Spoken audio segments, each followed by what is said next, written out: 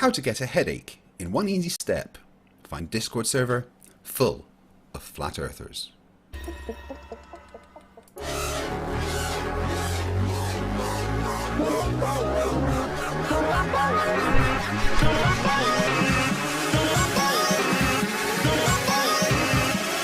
Yeah.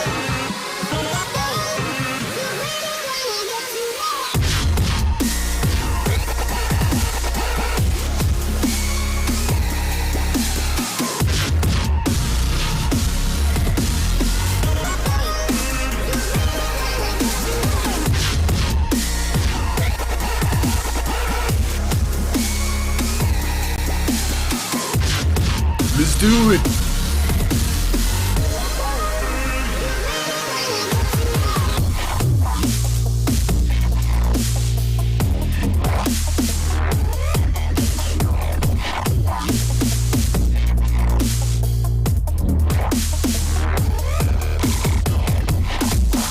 I made this intro, SS.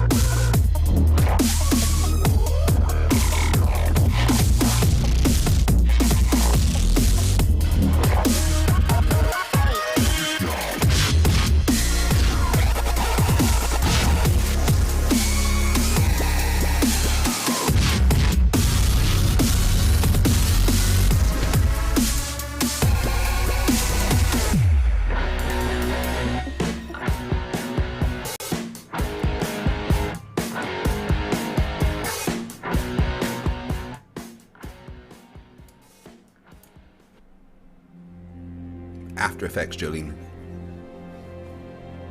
We're living on a disk, floating through space, with a tiny sun.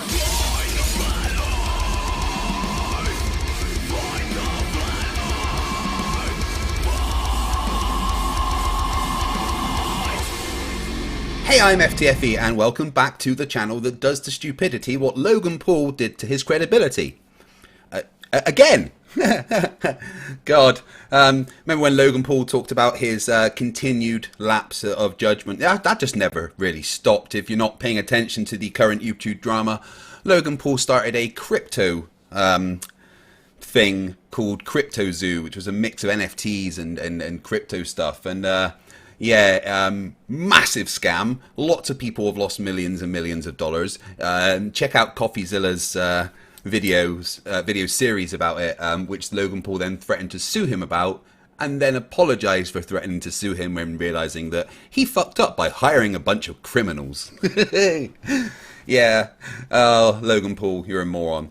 YouTube is just drama. It's a lot of fun. Anyway, so talking about drama, you know what I'm going to do? I'm going to go into the Discord and do the thing over there. I'm going to talk about Miles Davis's picture, and I just wanted to talk about that. If Wit sits there, he doesn't get to talk unless he admits he's wrong. And we're going to try and avoid the rabbit hole of relativity and avoiding talking about, you know, the flat earth and stuff, and see if we can actually get them to talk about why we can take images that are impossible if the earth is flat. I see we've got a new member already, so welcome Limit Break, thank you very much. Hello everyone.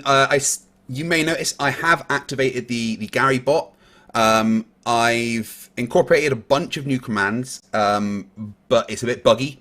This is technically a beta, so if there's issues with the Gary bot, try not to make it crash by giving it too many questions, okay? Because it just gets stuck in the loop that you've seen 1,000 times. But anyway, you know what we're going to do? We're going to go over there and have some fun. I see Brenda's in there already. A couple days ago. Cosmology Tartaria, how are we today? Hey Craig, what's up? Alright. Did you realize through your computer or what? Letting the dog. Wait, sorry, there was 3 people talking at once here. What was that, Shane? We're all saying hi. That's all, Craig. We're being Hello, cordial. thank you. Or should we stop being cordial? Yeah. I was asking if you fuck all of you. punched your fist through your computer monitor, because that's usually what, you know, boomers like you do with computer problems, right? Yeah, well, I just shouted at it for a while. Right. Yeah, and then it seemed to work. That's generally how I solve the computer problems, is just scream at my computer until it does what I want it to. You ever punch it? Do you ever punch it? Yeah, but then I hurt myself. Okay. Because punching inanimate objects never work out. Right? No. Hey man, you should fight. You should really win. I should really what? Sorry. You should win that fight. You're fighting an inanimate object and it won? Come on. Yeah. No, I'm guaranteed to lose that fight. Actually, 100%. Metal versus bone never goes well. The first time I broke my fist was because I accidentally punched the side of one of those punching machines. I missed the bag and hit the thing just above it. Yeah, the metal wins against bone in general. So I'm guessing you haven't trained your hand bones to be stronger? Your knuckles? You haven't hardened them? I just asked NASA for a cyborg replacement, so I'm all good, you know? Bones are actually interesting. As you use them, they actually do develop a raw apparent density to them. But if you don't use them for their for punching, let's say, as you demonstrated and connected with metal, obviously, I actually don't even think the callus on that bone would help to guard you from a metal injury. They actually atrophy if you don't stress them. Exactly. Yeah, like everything in your body. You're supposed to get microfractures in your bones that re-heal and re-ossify, and if they don't, when they do re-ossify microfractures, it's actually like welds and steel. The welds are the strongest part of it.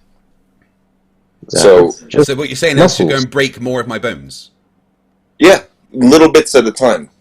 I mean, it doesn't sound fun. Well, It's coming with memes today? 2 months for you to heal a completely fractured ulna? Like, if you can microfracture your knuckles by punching them together until it hurts, then wait a week and then do it again. Or and if you ever have to touch something, your hand's not going to break. It's going to break the thing that it hits because all your metatarsals have basically become solid bone rather than more like bird bone. It's all weld, no steel. Bird bone. I don't want bird bones. Right, anyway, let's have some fun. So, I see Witsit's not here, which is good, so we can avoid the relativity talk. He actually hasn't been here since the last time you were here, I think. I wonder why. Maybe he watched my talk with the expert that, completely debunked everything that he ever said. Interesting. If anyone is interested, though, in just continuing the conversation we had last time, and you were talking about muon detectors, here is a lovely link where you can learn to build your own muon detector for about $100. Then why did they tax us for $86 billion to build it? I don't know. They got to get their hookers and blow from somewhere, right? So we can build our muon detector and detect muons now. Yeah. You for under $100 on him. Muon detectors. Yep. It's not actually that hard. But anyway, so I put in the chat a picture. I'll put it there again.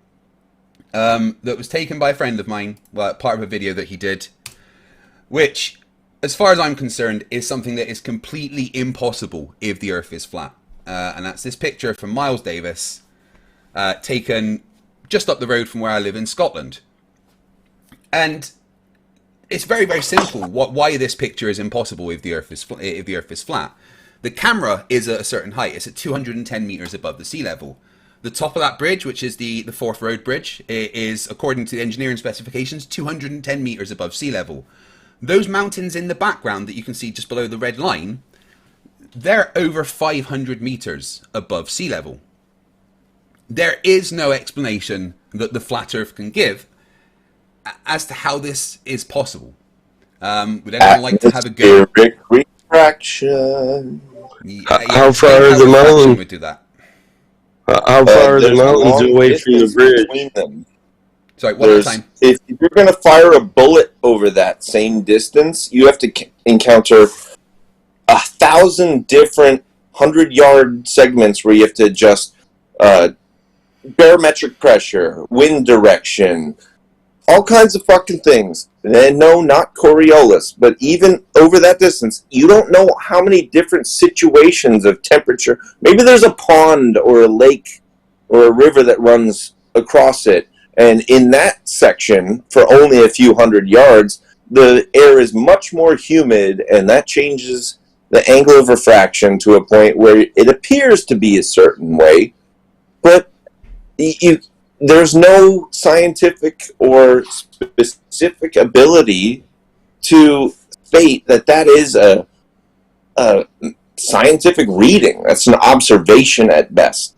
It is, you're right, it is most definitely an observation, but one that shouldn't be possible if the Earth is flat. The thing about refraction is, in general, it lifts things up over long distances and takes them down.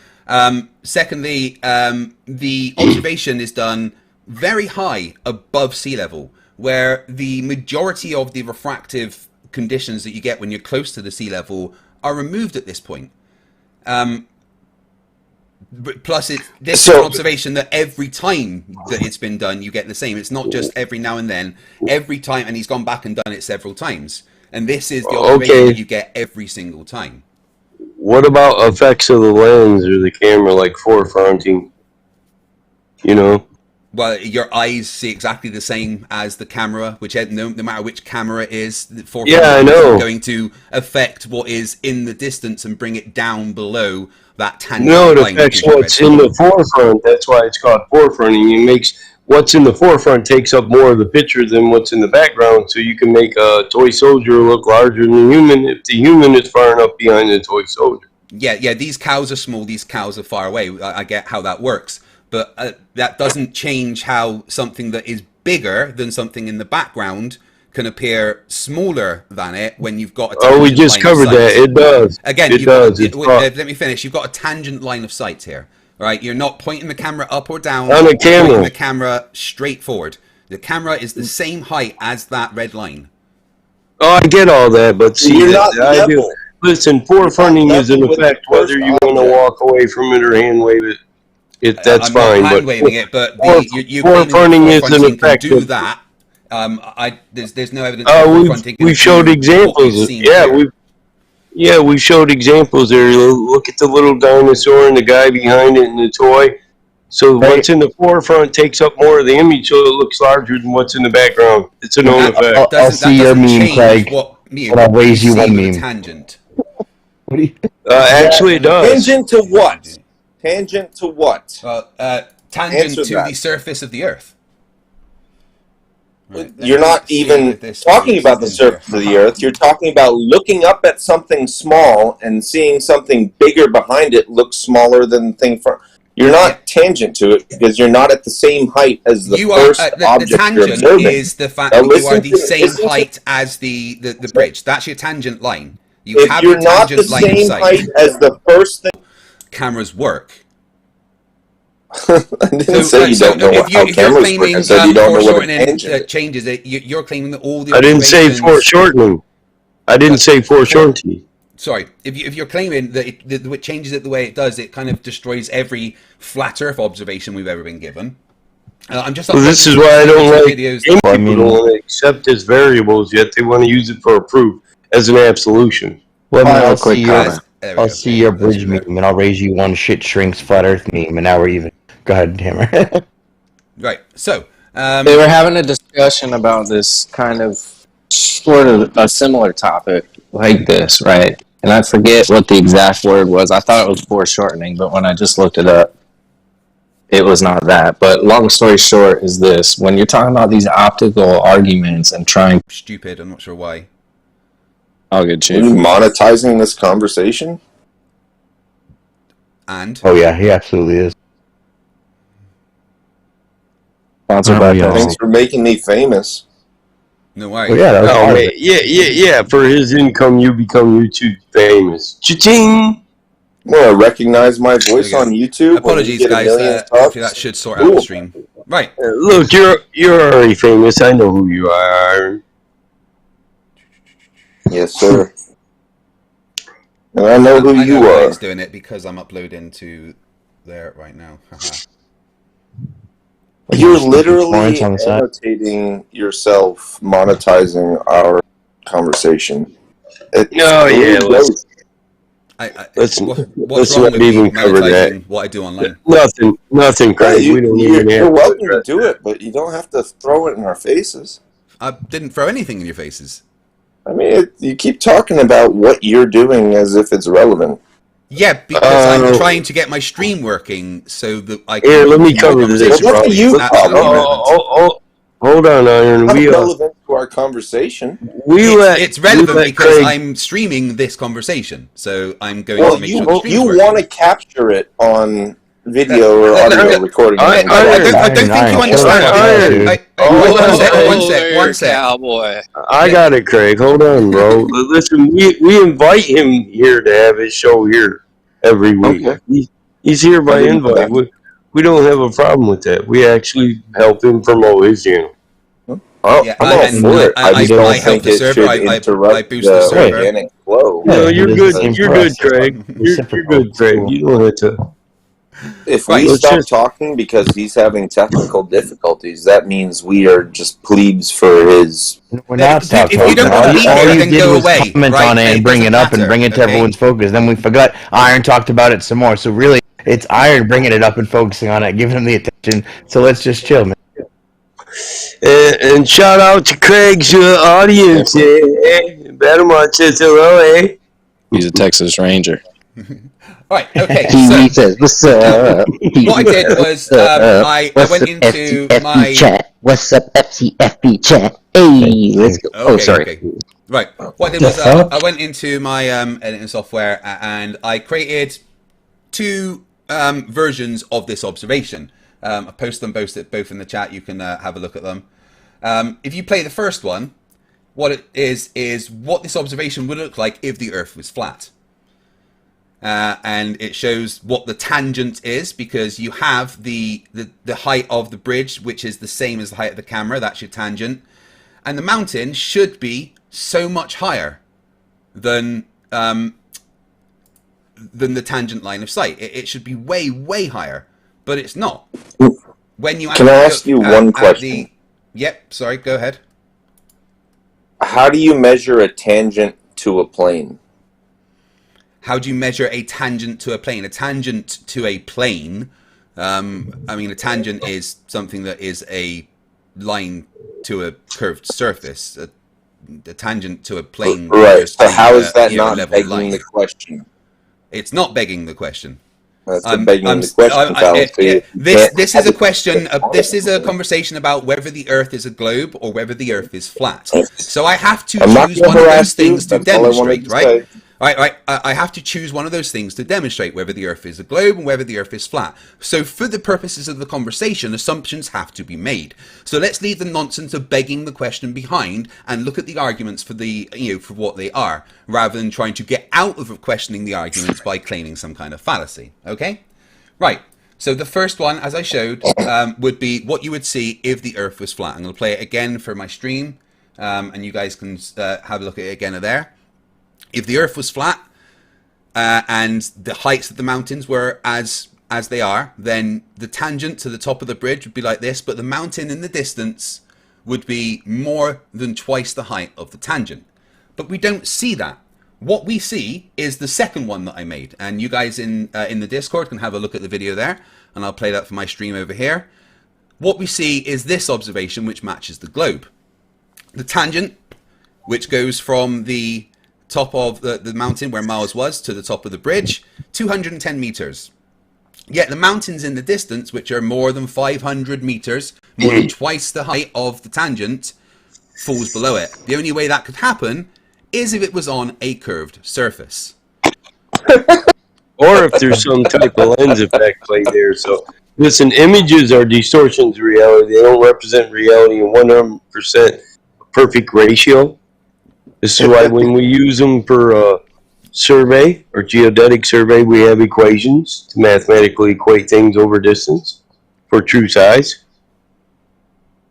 If the audience doesn't understand that things in the distance look smaller than things that look up closer that are actually smaller than the things in the distance, if FT or Craig's audience wants to go along with that baloney, then that's just absolutely fine, guys. If you want to believe you live on a spinning space ball and Craig wants to come in here and lie through his teeth, that's okay. No one's lying. But everybody knows that if you have something that is way off in the distance that is much taller than something that's closer in the distance, that thing in the distance, because the perspective will appear shorter. If you don't understand that, right? So I can't perspective help actually you. disagrees with Right. you. So perspective. The problem right? is he does understand it, and he's a liar. Let me respond to that. Aaron, let me respond speak. to that. Right. Number one, don't fucking call me a liar. Number two, perspective doesn't work like that. You are a liar, Craig. Number two, Craig, no. you How about are shut the fuck a up? liar. I'm not a liar. Number two, You are a liar, no, Craig. I'm You're not a liar. Tim, How come about on, you man. shut up and let me Let's talk? not You are devolve into this stupid nonsense already, If you want please. to get your dick out and measure it with me, that's fine. Or you can just shut up and be involved in the Don't conversation. be a pervert. There's nothing to do with Craig. dick. Craig, don't be a pervert, okay? Don't be a pervert. Dude, if you want to have a dick measuring contest, that's fine. But Don't be otherwise, a just get He's involved just in the... trying to get Craig, don't be a uploadable pervert. Right, to YouTube. should we just do it? Should we just get our dicks Craig, out and don't measure, be a see who's the pervert. biggest? Is that what you want to do? Craig. All right, listen. Did anyone have an actual question, or? Well, Yeah, I'm trying to make a point, but Dick Measure Guy here wants to just shout and stuff. A very instead. small point.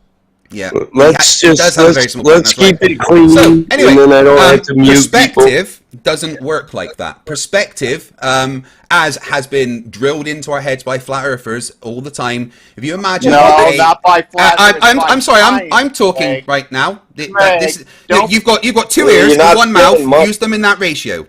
Well done. So, as flat earthers have tried to drill into our heads for years now, if you were looking down a hallway, the ceiling would appear to go down and the floor would appear to rise up, and there would be a middle line where they meet, the vanishing point, as the flat earthers say. But what you would never find is the things on the ceiling dropping below that vanishing point and the things on the floor rising above that vanishing point. They would go into it. They would fall into that line, get smaller and smaller and smaller and go into that line, never go above or below it, because that's not what perspective says would happen. So every time you say perspective does that, you're showing you don't know what perspective actually does. My grandma taught me to be kind to people in certain situations, and all I have to say to that is bless your heart. Cool. That's your personal incredulity doesn't change the fact that that's how perspective works. No, it's not, but I'm It not 100% is. Really? Perspective doesn't make things drop below or Ridiculous above the vanishing point. I mean, isn't this explained by like really Go basic to, atmospheric studio refraction? mode. No, basic atmospheric refraction that we see actually tends to lift things up, not drop it down.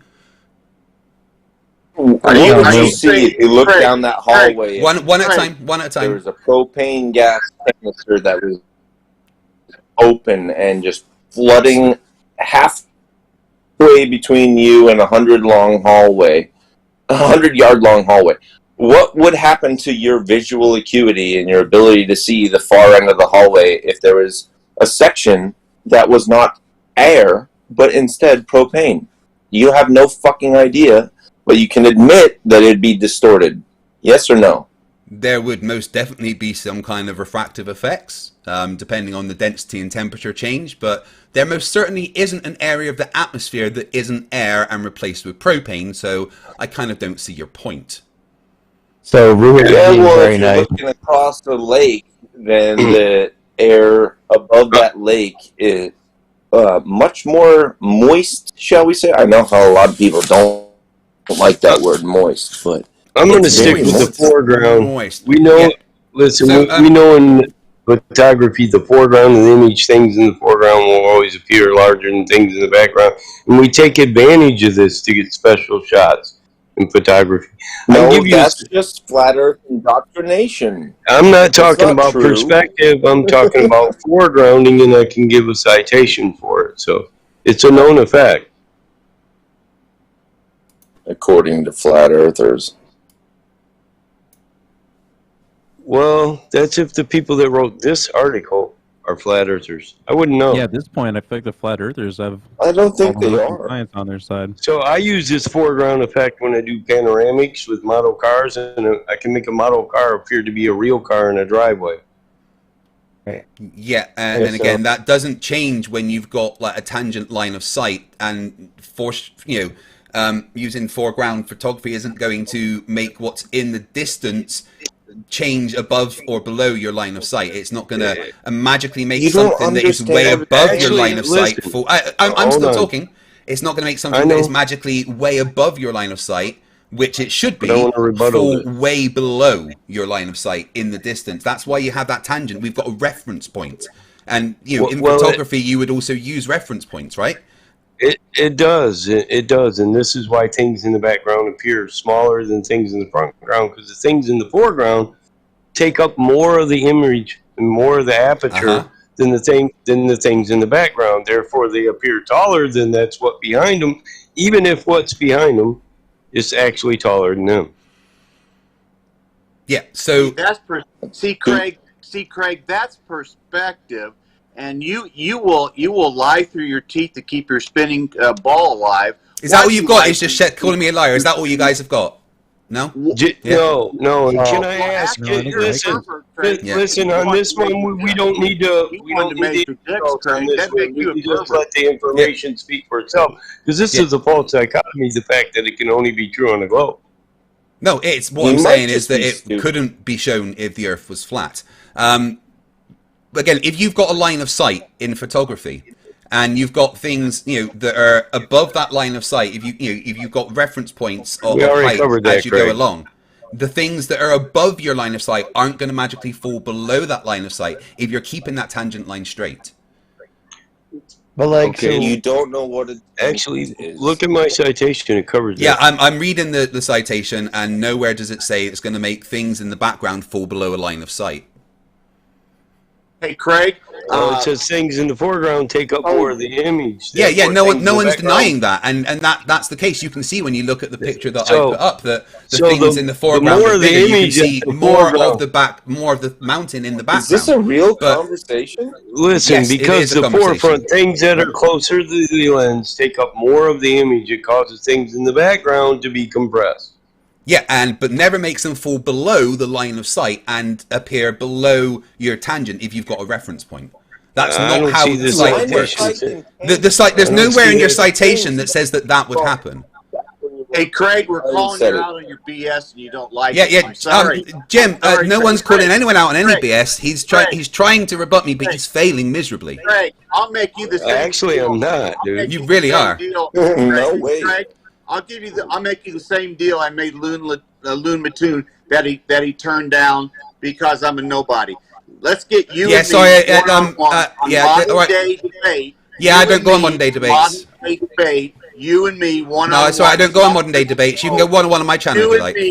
You and me on modern day. Yeah, no, I don't go on modern day debates. Which part of that don't you understand? What do you think? Maybe you've got hearing comprehension issues. I don't go on modern day debates. Because you like it. Because you and Loon Mattoon love to be around. No, I've been on there many times, and I have my personal reasons for not going there. That you can stick your dick out and show them how big it is. Because you're if you want to measure dicks, that's fine, Jim. There's no worries. Jim, calm down. Jim, number one, calm down. Jim, I'm going to ask you that if you'd like to debate FTFE, I'm going to say that we are not chopped liver. Why don't you challenge FTFE here and set up something? I will challenge FTFE if he removes himself from his adoring disciples on YouTube. And it's only you don't get to determine what I do on YouTube. And only Shane can record it. No, you don't get to determine what I do on YouTube. If I am on the internet, I broadcast it to my audience. You don't have a choice on that. I will be happy to do it if only Shane can record it. All right, then £10,000 so I don't miss out. And play to I'm here as a disciple of FTFE. That's my offer. Shane. Cool. Well, I refuse your offer. You are a nobody. You can go away now. You are dismissed, Jim. Thank you. Bye bye. That's my offer. Yep, Shane, cool. And here's my rebuttal. Here's my response to your offer, Jim. Offer YouTube, and I will be happy to go one-on-one with him without him having to play back to his YouTube disciples. Jim, it's the asked and answered, Jim. All right. Jim, asked and answered. My answer to your offer is go fuck yourself. There you go. Hey, thanks for playing, clown. No worries. Hey, Jim. Jim, I am literally in a Discord server full of flat earthers. I'm literally in a Discord server full of flat earthers, and you're calling me a coward. You're fucking hilarious. Please be gone, child. Hey, Jim, I'm here to tell you that I'm a devoted disciple of FTFE, and he's never met me, though. Hello, how you doing? Thanks. Nice to meet you. Thanks for speaking up.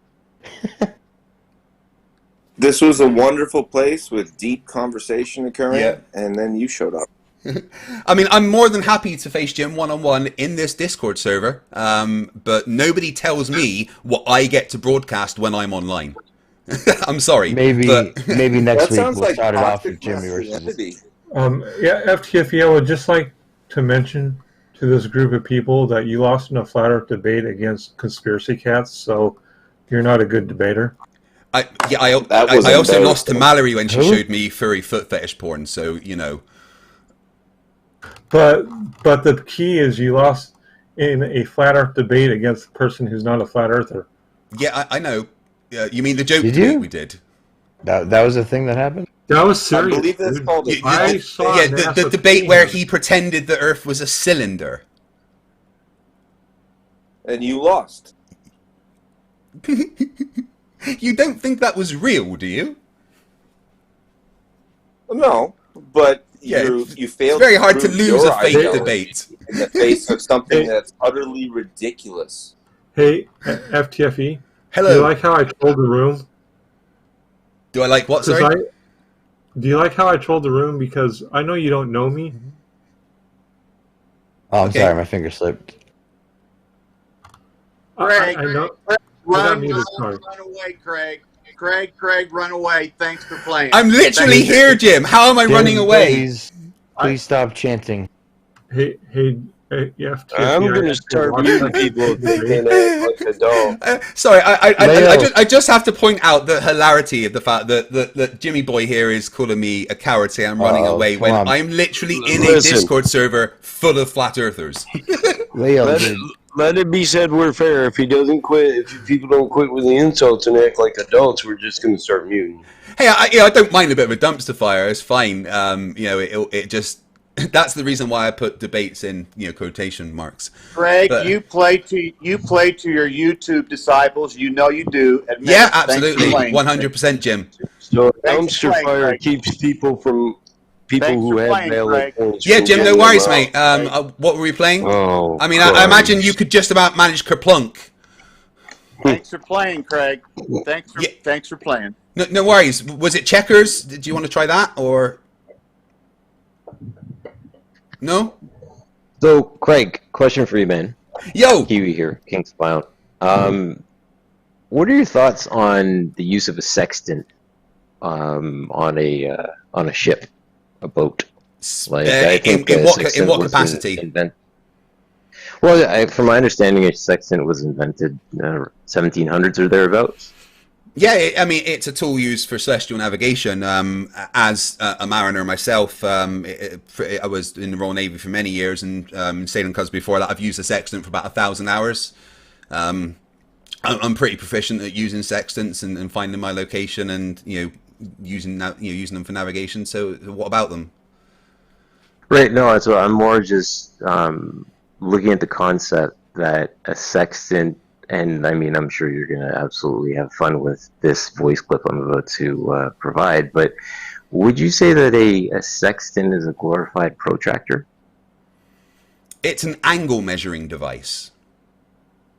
Which is what a protractor is, right? I mean, yeah, you can measure an angle with a protractor, and you can measure an angle with a sextant, but in the same way, I could cut my lawn with a pair of scissors, or I could cut my lawn with a lawnmower. It doesn't mean that they're both the same thing. I totally it's like bringing a weed whacker to trim a football field. Really, what are we doing here? Right? I totally understand. But I'm being very it's interesting. Hold on. You can use a protractor and use some paper and stuff to kind of make a makeshift sextant in a way. Because it is technically just an angle measuring device, but it would be kind of anything that measures angles could technically do the job that a sextant does, but a sextant is designed to make it a lot easier. Right. Okay, and then the other part I'm just unpacking in my headspace is that like the internal angles of a triangle all add up to what? 180.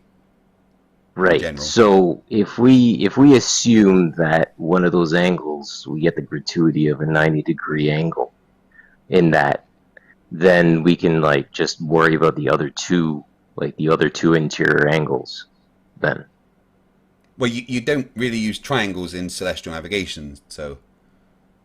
Oh no, I wasn't. You don't have to lead. I was just getting to the place where again I'm just looking at the aspect. I mean, if you're talking about angle. trigonometry, yeah, I mean you can work out, there's ways to work out the sides of triangles. Yeah, then honestly, I appreciate it because I understand the application of like sine, cosine, tangent, SOHCAHTOA, things of that nature. But of course, like with a triangle, we're fixed because there's two things that are needed for a triangle is those three internal angles adding up to 180 degrees, and then also three straight lines. So, but that's all. But dude, I appreciate the chat about it. I withdraw right now. Thank you.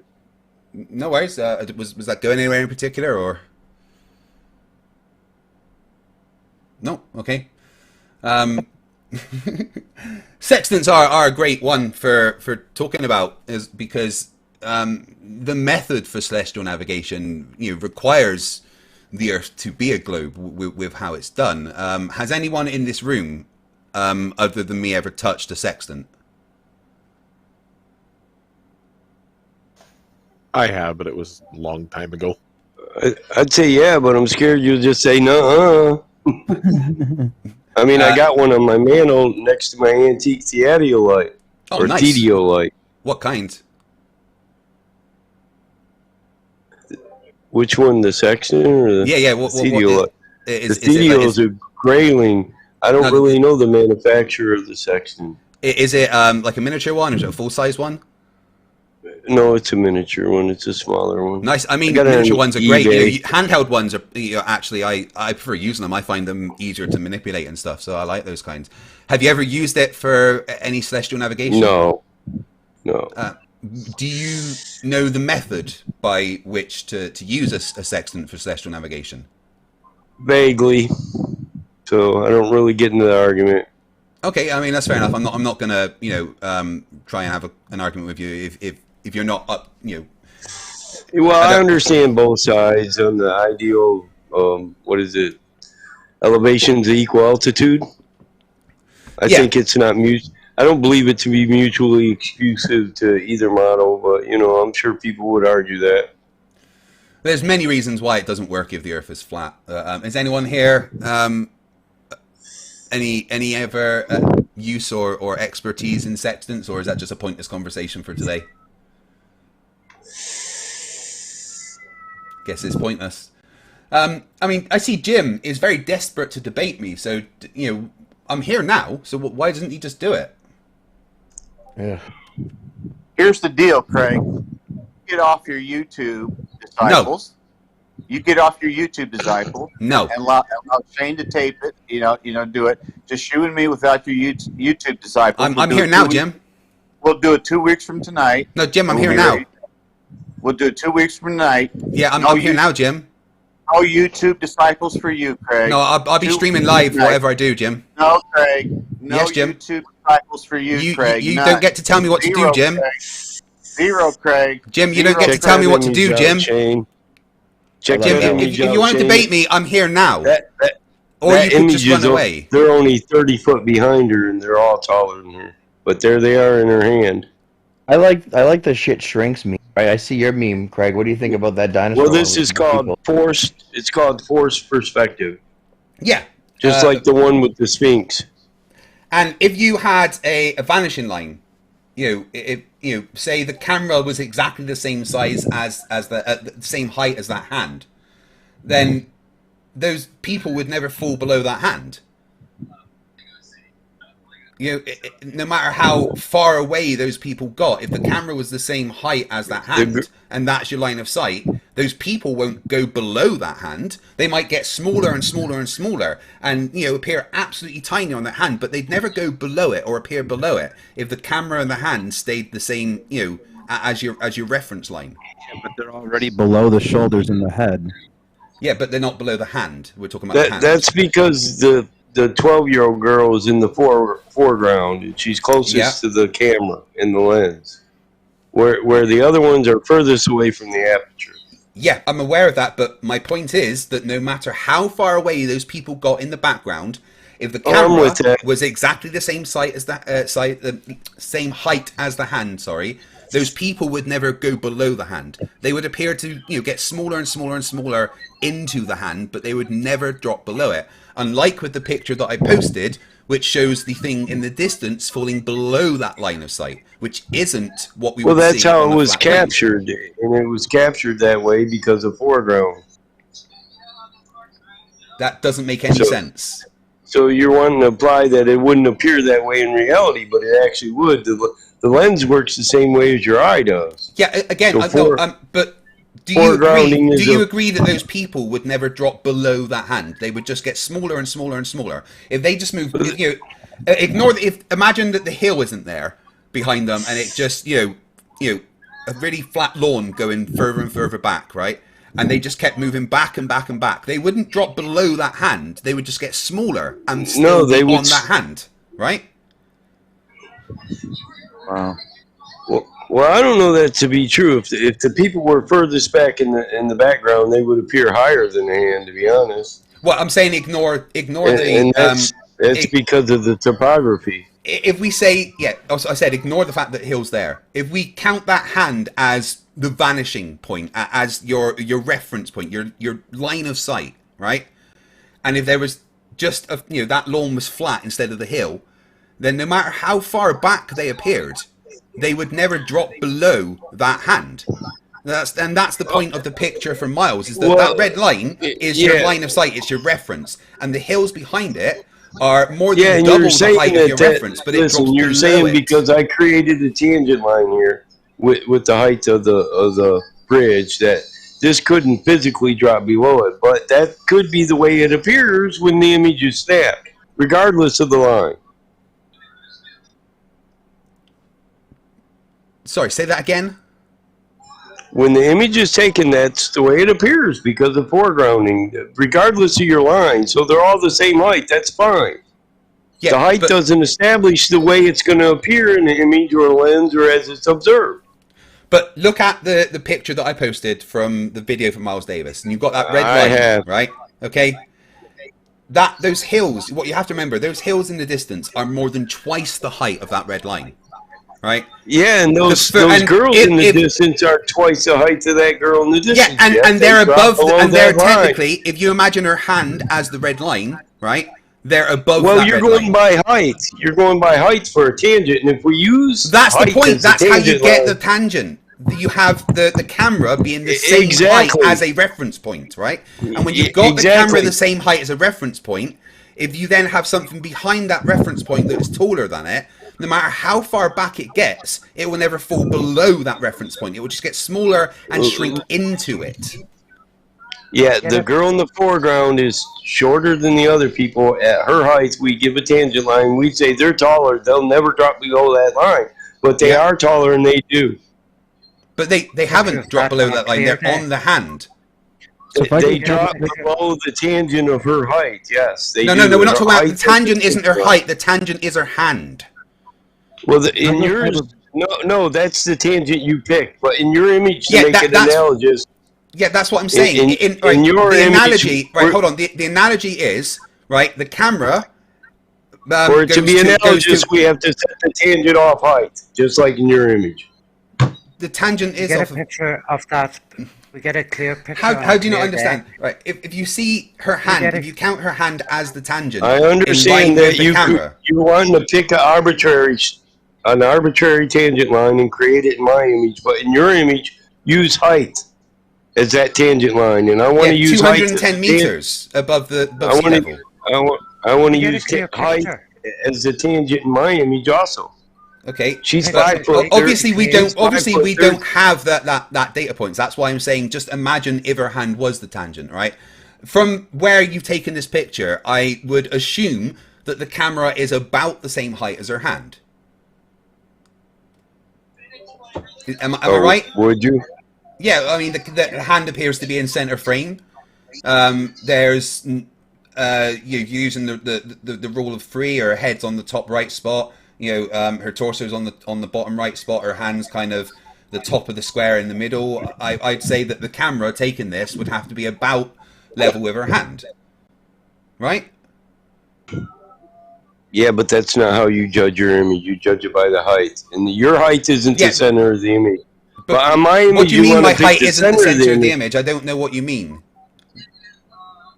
The tangent line you create is the height, right? The height of the bridge, the height of the mountain. This is the tangent line height in of reality. The height of the camera to the height of the top of the bridge. Yeah, that's your tangent line, as I showed in the video. Right? Yeah, and you're saying there's no way it can go below that height, but we showed over and over again that things can change height due to perspective. Yeah, it would drop. It would shrink, but it would shrink into that tangent, not go below it. That's not how. That whenever you guys show these things, you show it shrinking into a vanishing point, not dropping below. I don't know how this is. You're not getting this. You don't drop below your line of sight. Not one image that I show it doesn't vanish. I'm not saying it vanished. I don't know how to explain this more simply than I am.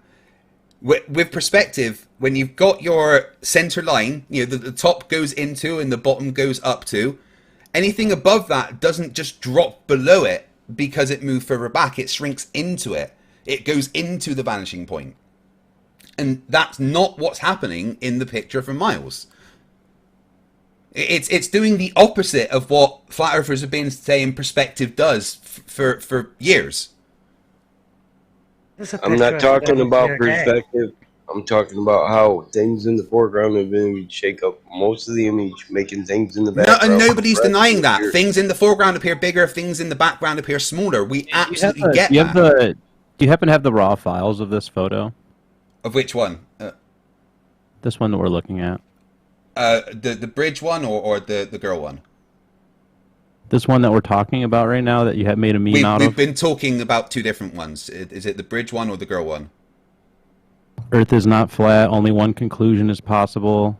Right. Bridge okay. tower, Well, that comes from that comes from a video on Miles Davis's channel. Why is there like so low definition on the horizon? It literally looks like there's like a fog coming down. Because it's a video from Miles Davis's channel, and it's a screenshot of the video. You can clearly see the things that you need to see. No, you really can't. I mean, this is not. I mean, you good. can see the mountains, you can see the bridge, that you can see everything that you need to see. I mean, to me, it looks like a big blot of orange and then some random gray lines. Yeah, that orange is the sky. And those grey lines are the mountains. What I'm going to do is, actually, I will... I have like a raw footage or a raw file so I could actually look at what's going on in this image. You're welcome to contact Miles Davis. If you go onto his YouTube channel, his contact info is on there. You're welcome to try and contact him. Instead, what I like to do is take my own photos and take my own videos, and then I'm sure you're going to call me you have to a come liar to Scotland when I and take your own then. This is just up the road from me. What are you disputing, Penguin? I'm just saying that this photo is pretty weak. Do you deny that any of the things are what we say they are, like the bridge or the mountain or anything?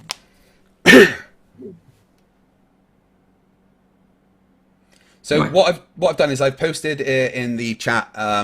Water Bislin actually took this image and compared it to what the globe model would expect, and it actually matched. And he also compared it to what a flat Earth would expect. So if you want to compare what you would see, then you just go and check the Water Bislin. I mean, does anyone else think it's weird that the sky is like bright orange and then there's like a weird black line at the top of it? Have you ever been to Scotland? Our skies look like that all the fucking time. Also, same pictures on top of that mountain on a clear day. You actually see further than those mountains. If it is that foggy, then you're guaranteed to have refraction. Well, I actually can't see the horizon in this photo at all, right? Yeah, the mountains are in the way. Exactly. Well, I don't know what to judge it against, so it just looks goofy, right? Well, you've got a reference. You've got the fact that the camera and the top of the towers of the bridge are the same height. Yeah, you say that, towers right? have like a weird And you drew a pretty line, but we don't see the horizon, which is the baseline for any sort of comparison. So it's kind of weird. Not really. Why would that be the baseline for any kind of comparison? We know the height of things, and you told us that these are below in the distance as doing something. This is below the eye level. Your name is FTFE, but you've removed the horizon from your reference frame. Yeah, you came here with this as evidence, and it's weird. It's very good evidence that is something that is impossible if the Earth is flat. There's no way that this image could be taken if the Earth is flat. Extra D just did an excellent picture. That's how does the hill appear below the tower? It doesn't happen. No matter how far away the hill gets in the background, it shouldn't appear below the tower. It should just get smaller and smaller and smaller and go into that red line, never drop below it. So I made a meme, I think. Can I have you read this meme, Craig? It won't be too bad, okay? I can try. All right, here it is. Every single thing you expect to happen on flat Earth is an absurd and retarded straw man. Thank you. Not really, because flat, that's all we need to do. If the Earth is flat, as in it doesn't have a curve, then things you should expect are this. That's not a straw man. Well, I mean, you're saying what you'd expect to see with a flat Earth on the horizon with, real life scenario settings, and then you say, oh, we don't see that. And instead you've taken what you actually see on an everyday flat Earth and say, well, actually, this is what the globe should look like. Well, you're claiming that it's a flat Earth, but the things that we're seeing show that the Earth isn't flat.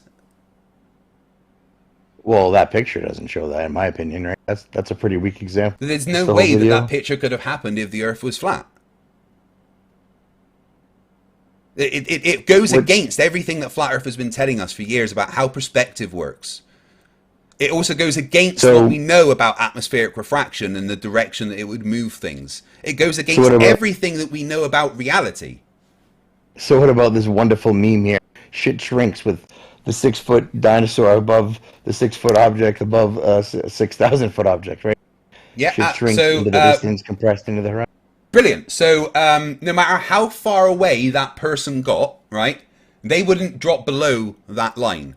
They would shrink into that line, and that's the point. Why are you claiming that things are below the line, which you've obscured in the picture? I haven't obscured anything in the picture. You said it would never go below the horizon, right? And you said, oh, there's no horizon in this picture. I didn't say anything about the horizon. So how is your picture impossible on flat Earth again?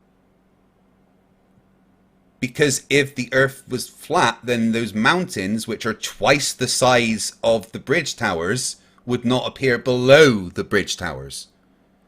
I mean, I put a video of it. You can watch that video again if you're confused. I'll play it from my stream so they can see. I literally. But again, no matter how far away it is, it won't drop below that line. It will shrink into it. How many times have I got to say this? This is what you guys have been telling us about perspective for years. All right, so on my stream, I'm showing right now what it would appear like if the Earth was flat. I've given the tangent line by that white bit going across. Here's the hitting the top of the bridge. And if the Earth was flat, then the tangent line would keep going, and it would intersect with that mountain halfway up. But it doesn't. Well, how do you know that? How do you know that's how it would appear on a flat Earth? Because the mountain is twice the size of the bridge. But did you account for any atmospheric effects or the effects of again, lens? atmospheric refraction tends to make things lift up, not go down. Just like photographic surveyors do. You know, they do equations for their images to bring them back to realistic ratios. And again, atmospheric refraction lifts things up, not drops them down. Oh yeah, I was talking about formulas for angular size and distance. Sorry? I was talking about formulas for angular size and distance in photographic Alpha equals survey. 2 times the arctan of G over 2r. Yeah, it's really basic atmospheric refraction. Okay, well, can I take that Angular opportunity? size over distance. Yeah, alpha equals 2 times the arc's energy over 2r. That doesn't make things drop below a line of sight. Ever. So maybe, Craig, you could explain this. I posted an image at 8 minutes after the hour. Sun on the left-hand side, moon. If you, there's 3 plumbing stacks coming out of the gravel. You look above that, you'll see the moon. I'm just wondering, what's the explanation for that? Oh, sorry, I'm just trying to find your post. There's a bunch of stuff at 8 minutes past the hour. What was your name? Sorry? King's Clown. Ah, right. And you posted the picture. Yeah, the landscape. Panorama. The panorama. Right. Right. What's wrong with this picture again? So you got the sun on the left-hand side, and then if you go over to the right, there's 3 ventilation plumbing stacks, and just go straight up, you'll see the moon. I'm just curious what's the explanation for that? What, with the sun and the moon being there? They were both in this. I mean, what's the issue? Are you saying this is the problem? We see the moon in the sky all the time. It just means that it was at the position where the sun could reflect off of it. I don't see the problem. So, with respects to the sun reflecting off of the Earth, creating the moon? No. Or is it the sun is reflecting off of the moon. That's why you can see the moon. So it's not refraction that the moon is relocated from below the horizon line to up where it is, then? Is this a stellian eclipse? Damn. So I don't think it's a Selenelian eclipse. I think it's just a day when they were both in the sky. Yeah, exactly. This is nothing to do with refraction. Your question is very confusing. No, I'm the one that took the picture. I'm asking you what the explanation is. I have no explanation for it. This is why I'm asking you, right? So I can try to ask whatever question. What do you need an explanation for? This is. I'm just trying to figure out how it's possible. I can't figure out how you can have 2 celestial bodies based on this apparent geometry where you can actually see them if the moon is supposed to be located behind me, right? Who says the moon's supposed to be behind you? Who says that? The moon orbits the Earth. Sometimes it's in front of the Earth compared to the sun. Sometimes it's behind it because the moon orbits the Earth. Is this news to you that the moon orbits the Earth? Yes, it is news to me.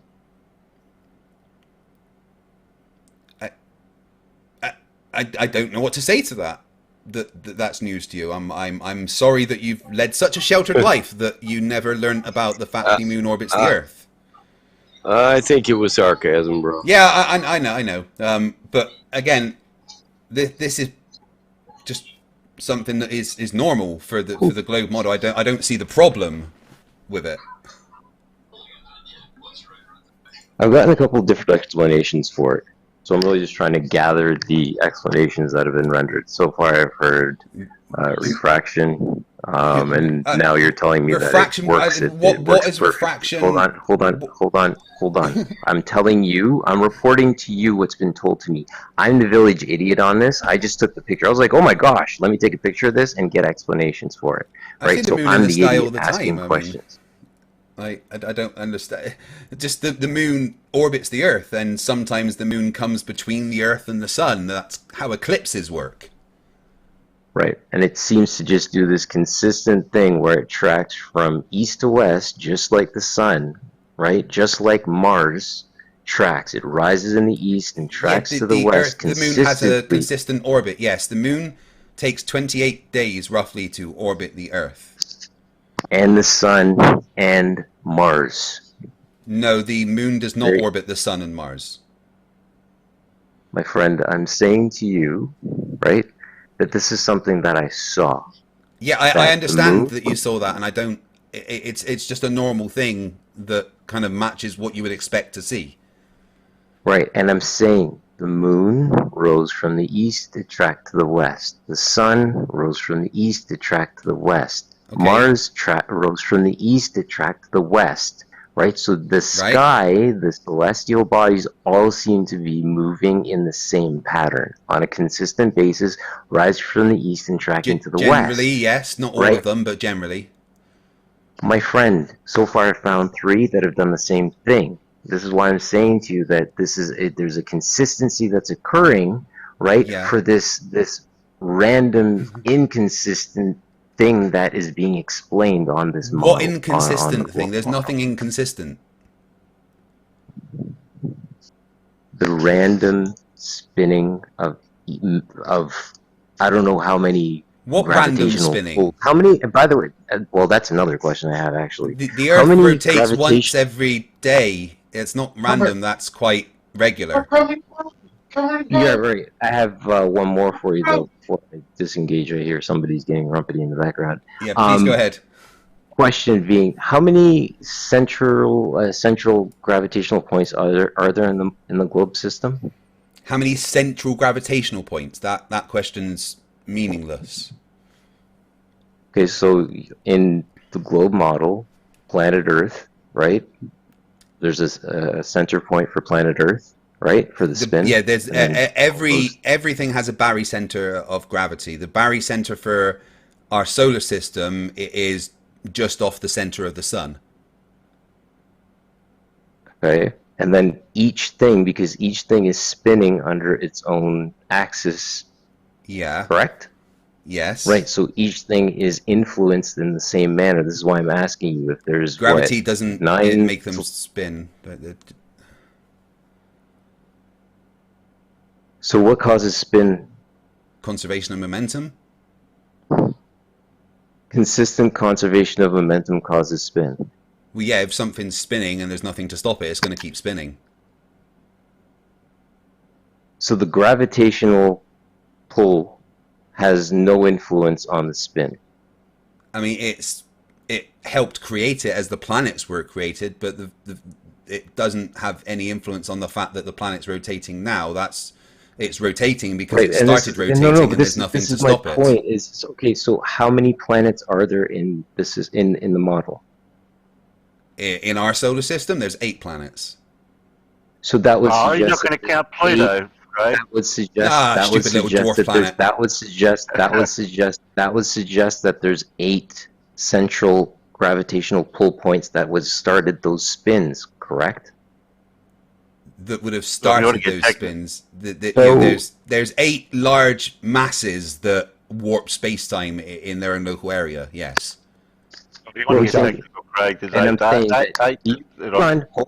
on. Before I disengage, this will be my last point. That Craig, during questioning, you said that there was these spins began from the gravitational pull point, right? Well, gravity would have helped the planet formed, and as the planet formed, they spin because of centrifugal forces. But so 8 of them. I got it. Thanks. Yeah, I mean, there's thousands and thousands of gravitational masses in the solar system, not just 8. There's just 8 planets, but I think it's funny that no one has the gravitational math to predict the interaction of more than 3 gravitational bodies. Maybe we really do. I mean, it's been solved many times. It's never been solved. It's been simplified. Break it down into I know. We can simplify. If we simplify a thing and it works, then it still works, right? Well, no, but this is my question, right? Is that I still wasn't up until this point, right? So Craig's provided the explanation for it, but there's 8. Let's call them 8 points, right? And all of those points created the spin, which created the planets, right? So it's the idea. The points didn't create the spin. The kind of mass that was there gathering together created the spin. There wasn't just a point of spinning, it was the formation of the planets, more mass being drawn together. What was the thing that kept bringing stuff together, made it all stick together, bro? Yeah, more and more gravity pulling them together, but that's right. You're kind of so that's what I'm saying. You said there was points of spinning. That's not how it started. 8 points of attraction. If we're gonna get pedantic about it, 8 points of attraction. Specifically for the planets, yes. and then this axial spin began off of these 8 sticky points. What are you talking about? What's your point? Yeah, I'm trying to follow you, but do you have a point to this, or? My point is, I'm figuring out in the model is that how many attraction points there would be, right? There's Infinite. not just Earth, obviously. Every bit of mass in the universe attracts every other bit of mass. Okay. Thank you, Greg. Fg equals gm1m2 over r squared, bud, okay? I don't know what you're going for there, man. But like, That you say was you solved fun. the 3-body problem, right? You just simplified it into a series of 2-body problems. That's what we went over a couple of weeks ago. Yeah, you say it works. It's no big deal. Yeah, we can do the calculations. It's fine. There's many different ways to solve the 3-body problem. No, you can't. You can only ever simplify it to an ever decreasing series of parameters, right? So yeah, you but can never solve it. That's the way that you solve every problem. You break it down to its basic parameters. You know, that's literally what you do to solve any problem, and then you can integrate it back up to do what you need to do. The fact is, we can predict the movement of every body in the solar system. We're able to do that. You apply absolution. You cannot predict the path of every celestial body using the mathematics of 3-body projection. You cannot. You can predict it using the Metonic cycle and the breakdown of the solar and the lunar cycle into the 651-year astronomical year, whichever repeats. That's how you can predict things in the sky, man. No, we can literally predict it based on current movements and location of things and see, right, well, that's going that way, and then we just have to do some kinematic equations and we can see where something's going. You can't actually use 3-body projection gravitational influence math to predict anything, man. I'm not sure you're familiar. We literally can. It's been Why this is like first year physics that you learn these things. I mean, every single problem in the world breaks down to simpler problems. That's how you solve things. You know, computing is basically that. Computing is breaking down most complicated things to just brute force 1 add 1 as many times as possible. And that's how we can computate things like the 3-body problem, is by breaking it down and using brute force math. It's not hard. But you solved it by changing the whole problem and the parameters and everything about it. Right? You can't predict the gravitational interaction of 3 or more bodies. You can mathematically predict the interaction of 2 bodies. That's what you can predict. That's what the solar system is based on.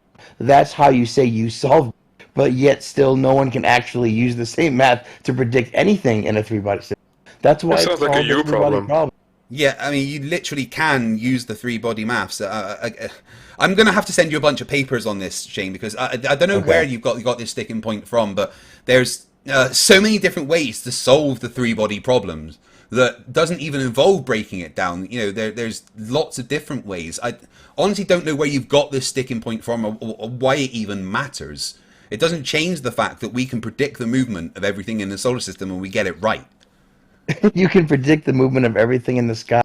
So can we, right? It's the same cycle. No, you guys can't. You guys can't. We can predict everything down to the millisecond. You guys can't. If everything in the sky repeats over a 651-year cycle, what makes that exclusive to the Not world? everything in the sky repeats over a 651-year cycle. I don't know where you got that from. All right, we got to send each other some paperwork then, dude.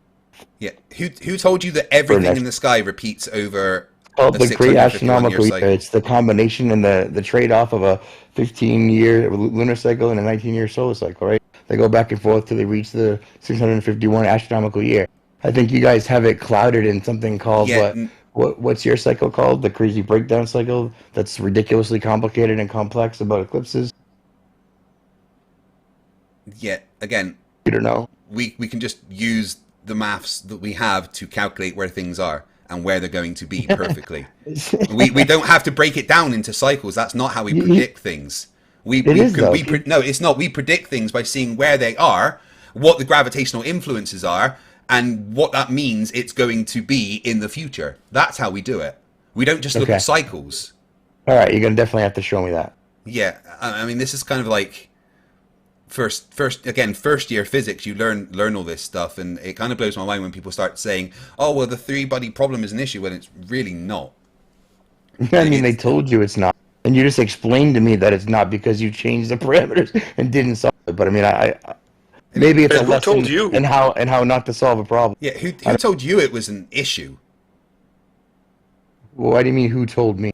Yeah, who told you that the three-body problem is an issue for the heliocentric model? Well, when I learned about it, and when I learned about the gravitational math, and when I learned that it breaks down at a certain point, and where I did made you it learn my own that? issue, right?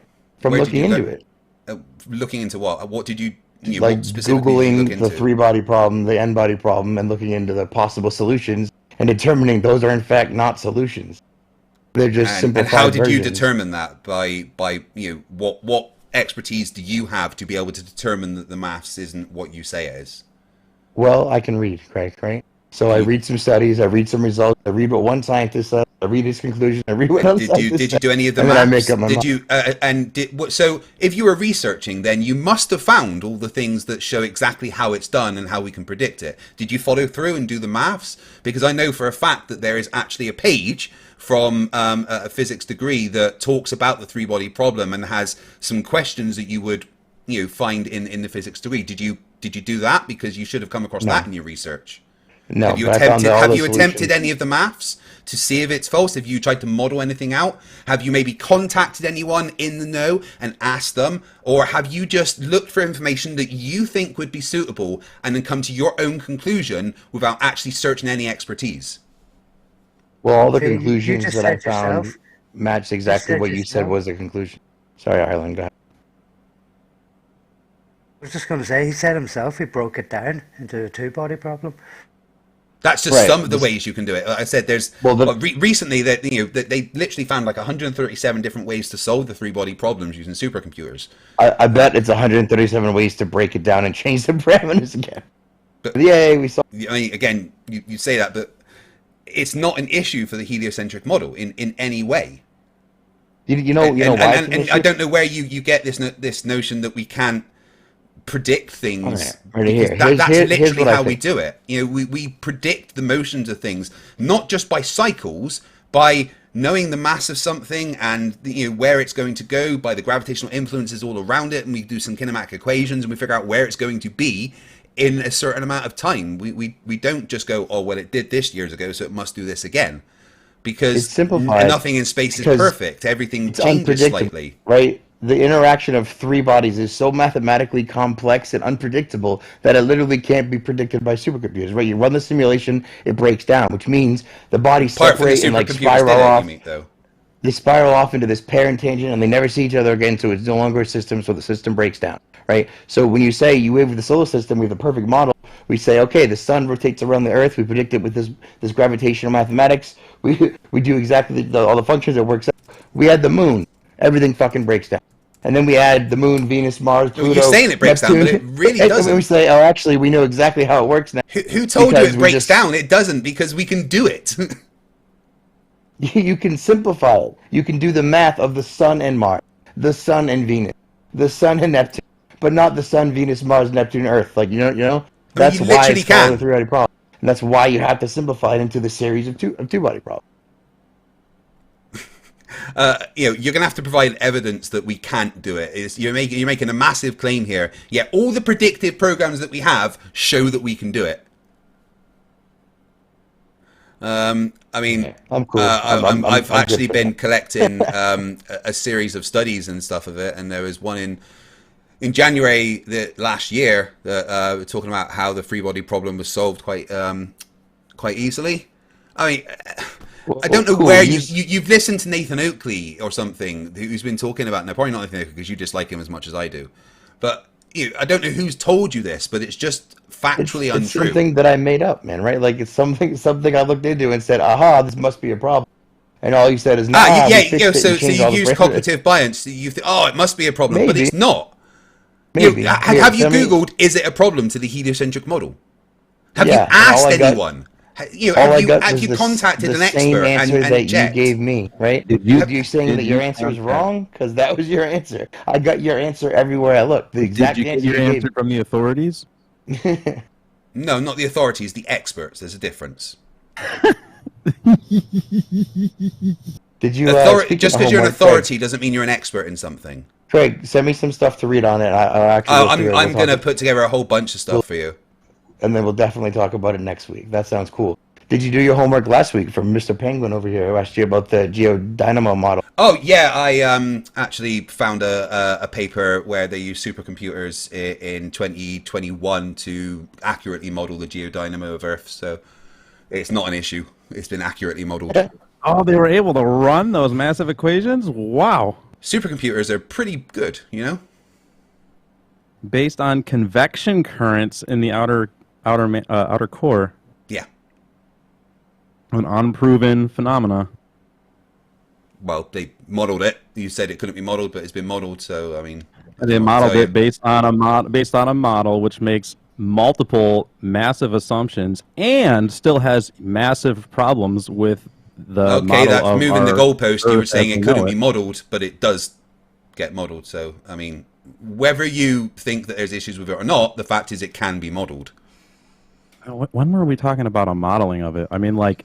That was literally your point. The entire point was saying that you know there's problems. We can't accurately show that it could do this. We can't accurately show it could do that. I guarantee you, your model does not work within probably not even within the within the solar system, let alone the universe. No, it works perfectly. I'm going to post the link in the chat now.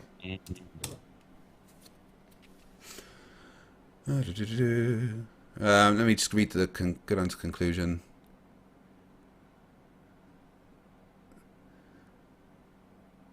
The inner core in our simulation initially rotated between 2 and 3 degrees longitude per year, faster than solar mantle and surface. This prediction in 1995 for the Earth motivated 2 seismologists from Columbia University in early 96 to search for evidence of this super rotation in 30 years of seismic data. They found evidence that supports the prediction and published it in 96, and then they went on to do these supercomputer calculations that accurately modeled the geodynamo and magnetic field of Earth. So yeah, it's not an issue. We can accurately model what we say happens.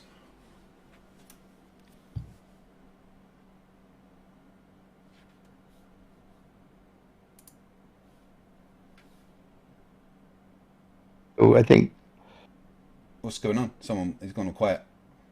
Well, I think the conversation started because someone listed a paper that was like 10 problems with the geodynamo model. Does this paper address all 10 of those problems? It just shows that it could be accurately modeled, which shows that there's no problems. I'm not finding really much of substance here so far. I mean, there's references and stuff that you can do more research on, and you know, more than happy to contact the authors of the paper if you like, which is something that I tend to do if people make claims explaining how they've modeled. This is literally just explaining how they've modeled a theoretical geodynamo. Yeah, which it was the crux of the conversation, right? Problems with the geodynamo. Well, here's them accurately modeling it, showing that there isn't any problems because it can be accurately modeled. No, this is accurately modeling their geodynamo model, which has all of the issues that are in the paper that I dropped for you last week. Yeah, which shows that it doesn't have issues because it accurately works and they can accurately model how the geodynamo would create the magnetic field of Earth. Showing that there's no issues. Well, first of all, you actually have a lot of issues because you're making a lot of pretty massive assumptions. Well, I'm not. You could talk to the scientists. Well, those scientists are making a lot of massive assumptions. Well, why don't you contact the scientists and tell them that then? Well, Harvard's already wrote a paper for them. Yeah, well, this was after that paper, so. No, this is literally just the exact same model. You're just showing the exact. You're not showing that it works. Those problems you said problems, no problems. It's accurate. We can model it. That You're means making there's assumptions no based around the convection currents aren't even proven. The convection currents are with seismology.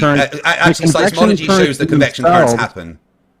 The convection currents in themselves require an act of faith. No, the convection currents are shown that they happen through seismology. Through seismology, you can tell we have convection currents in the outer core of the Earth? We can literally measure the core of the Earth with seismology. Have you not heard of seismology? And what PNS waves are and how we can determine the density of the things that go in there? And, you know, the movement of stuff under the mantle and everything? It's kind of an entire science. Excuse me? Well, we were talking about the convection currents in the outer core of the Earth. Yeah. and seismology kind of deals with measuring I don't those see things. how you showing can that they're ever real. practically measure the convection currents and prove the Cool. mechanism So I by mean, which they you can work take that up from a with seismology. That's fine. seismic No, that doesn't make any sense. That's You literally say it nonsense. doesn't make sense, but I mean, seismologists would disagree with you. Yeah, and I'm sure they make a lot of money for doing so. Oh, cool. Right. So, I mean, if you've got a problem with it, then maybe write a paper and try and debunk them. But I have shown you that you claim that there is problems, but the fact that we can accurately model it, showing that it will accurately give us the electromagnetic field that we have on Earth. You can accurately model the Geodynamo model, making a lot of assumptions that require an act of faith. And even with that, you still have your personal incredulity does not work here. You still have very massive problems. No, we have no problems. We've accurately modeled it. That means there's no problems. With the way that well, can I finish what I'm saying? Maybe. You still have very massive problems with the way that our actual magnetic field lines up on our planet. It does not it does not align with your Geodynamo model. According to that paper where they accurately modeled it, it disagrees. They were able to model a Geodynamo model that still has very, very big flaws. You say it has flaws, except they accurately modeled it, and it showed the magnetic field. That's your claim, but we've measured it. And your inner core require an act of faith, and I am not willing to take that's your you say it requires an act of faith. That's because you don't understand seismology. That's your problem, not mine. No, because I understand that you could never possibly use seismology to prove the existence of a convection current. Seismologists would disagree with you. Earth. And like I said, I'm sure they make a lot of money for doing that. Right, cool. So what you're saying is you are smarter than all of seismologists regarding, seismic activity. Is that right? I don't know. That's subjective. I mean, they make a lot more money than me, probably. So whatever. They make money, so they're not telling the truth. And I know it better than the experts. Actually, they don't make more money. You are being the personification of top left here right now. Doing that, so. Well, they make money for doing that is the point, right? So regardless, if they were going to say something that would lose them their job, then obviously they're not going to say that. They would rather keep their job. Okay, now you're just making baseless claims of lying because you don't like the conclusions of scientists that disagree with you. That is called intellectual dishonesty. No, I don't. I didn't say they had to be lying. No, well, no. You're saying they say whatever they want because they get paid for it. Ziggy. Well, I never said they were lying. I never said they were lying. Correct. You're making that implication. Don't pretend you're not. Well, the implication that I'm making is that they're not even allowed to think. Their brain is contorted in a way in which they are not even allowed to think of That's a lovely claim. Another possible Earth that they live on is. That's a lovely claim. Exist. Well, just like seismologists know the Earth's a globe. They don't need to think that it's flat. Well, exactly. You're making my point because just like you, these seismologists exist within a world which they only can accept a globe. That's all that they seismology shows the Earth's a globe. There's nothing about seismology that works if the Earth is flat. All of their science. Right. Well, they will have to using do all PNS their waves. Hold on. Using PNS waves from seismology, we can map out the fact that the Earth's a globe. The way that seismic waves propagate around our world shows that the Earth is a globe. That's still we're way off topic now from the convection currents, but even so, what you're saying now is presupposing a globe in the first place. No, we don't need to presuppose. We know the Earth is a globe. Yeah. Again, this conversation is about whether the Earth is a globe or a flat. So for the conversation, we have to presuppose that. Don't always go back to that. Oh, you're presupposing the globe. That's what this fucking conversation is. Can you show us seismic waves showing a globe, FTFE? I could show you lots, actually. I could give you entire papers from... I could give you entire papers from an expert in it. Show us how it works, how you can confirm that. Oh, I'll gladly post some of the papers for you if you bear with me. Don't you guys love the tilted, wobbling, pear-shaped planet hurling around other planets flying from every... Hey, you don't know incredulity doesn't change. I'm not a seismologist, so I would refer to the experts. Do you know how it even works? Like, if you wanted to actually confirm it yourself, which science I allows could read us the to papers, do. yes, and I will read the papers and show it. Yeah. Let me just get this up So for that's you. an assumption? By the flat Earth. I'm amused by the craziness of a belief system people can fall for. Yeah, no, beliefs are irrelevant. What we observe in reality. Yeah, we observe the Earth is a curve. Man, listen, you have never been in the supposed space that you believe in. Who cares if I've been to space or not? I don't need to go to space to know the Earth's a globe. Can you highlight the part where it says this doesn't work on flat, it must be a globe? Can you highlight that part? Right, well, I'm just posting. You will never experience anything you have seen in these great Star Wars movies and so forth. Yeah, your personal incredulity is irrelevant. ISS. Have you got anything relevant, useful to this conversation, or are you just going to spout your affirmations? I'm just entertained, actually, by your. Yeah, I'm entertained by stupidity. Have you not met Clay? Fundamentalistic you're calling stupidity, but you're the one tries to make people believe that the Earth is a spinning ball, which is the Earth is most definitely a globe that rotates. That's 100% a fact. Yeah. No, man, it's not what we observe. And to clarify, he was talking. It is. I mean, I've measured the Earth's rotation. I know the Earth definitely rotates.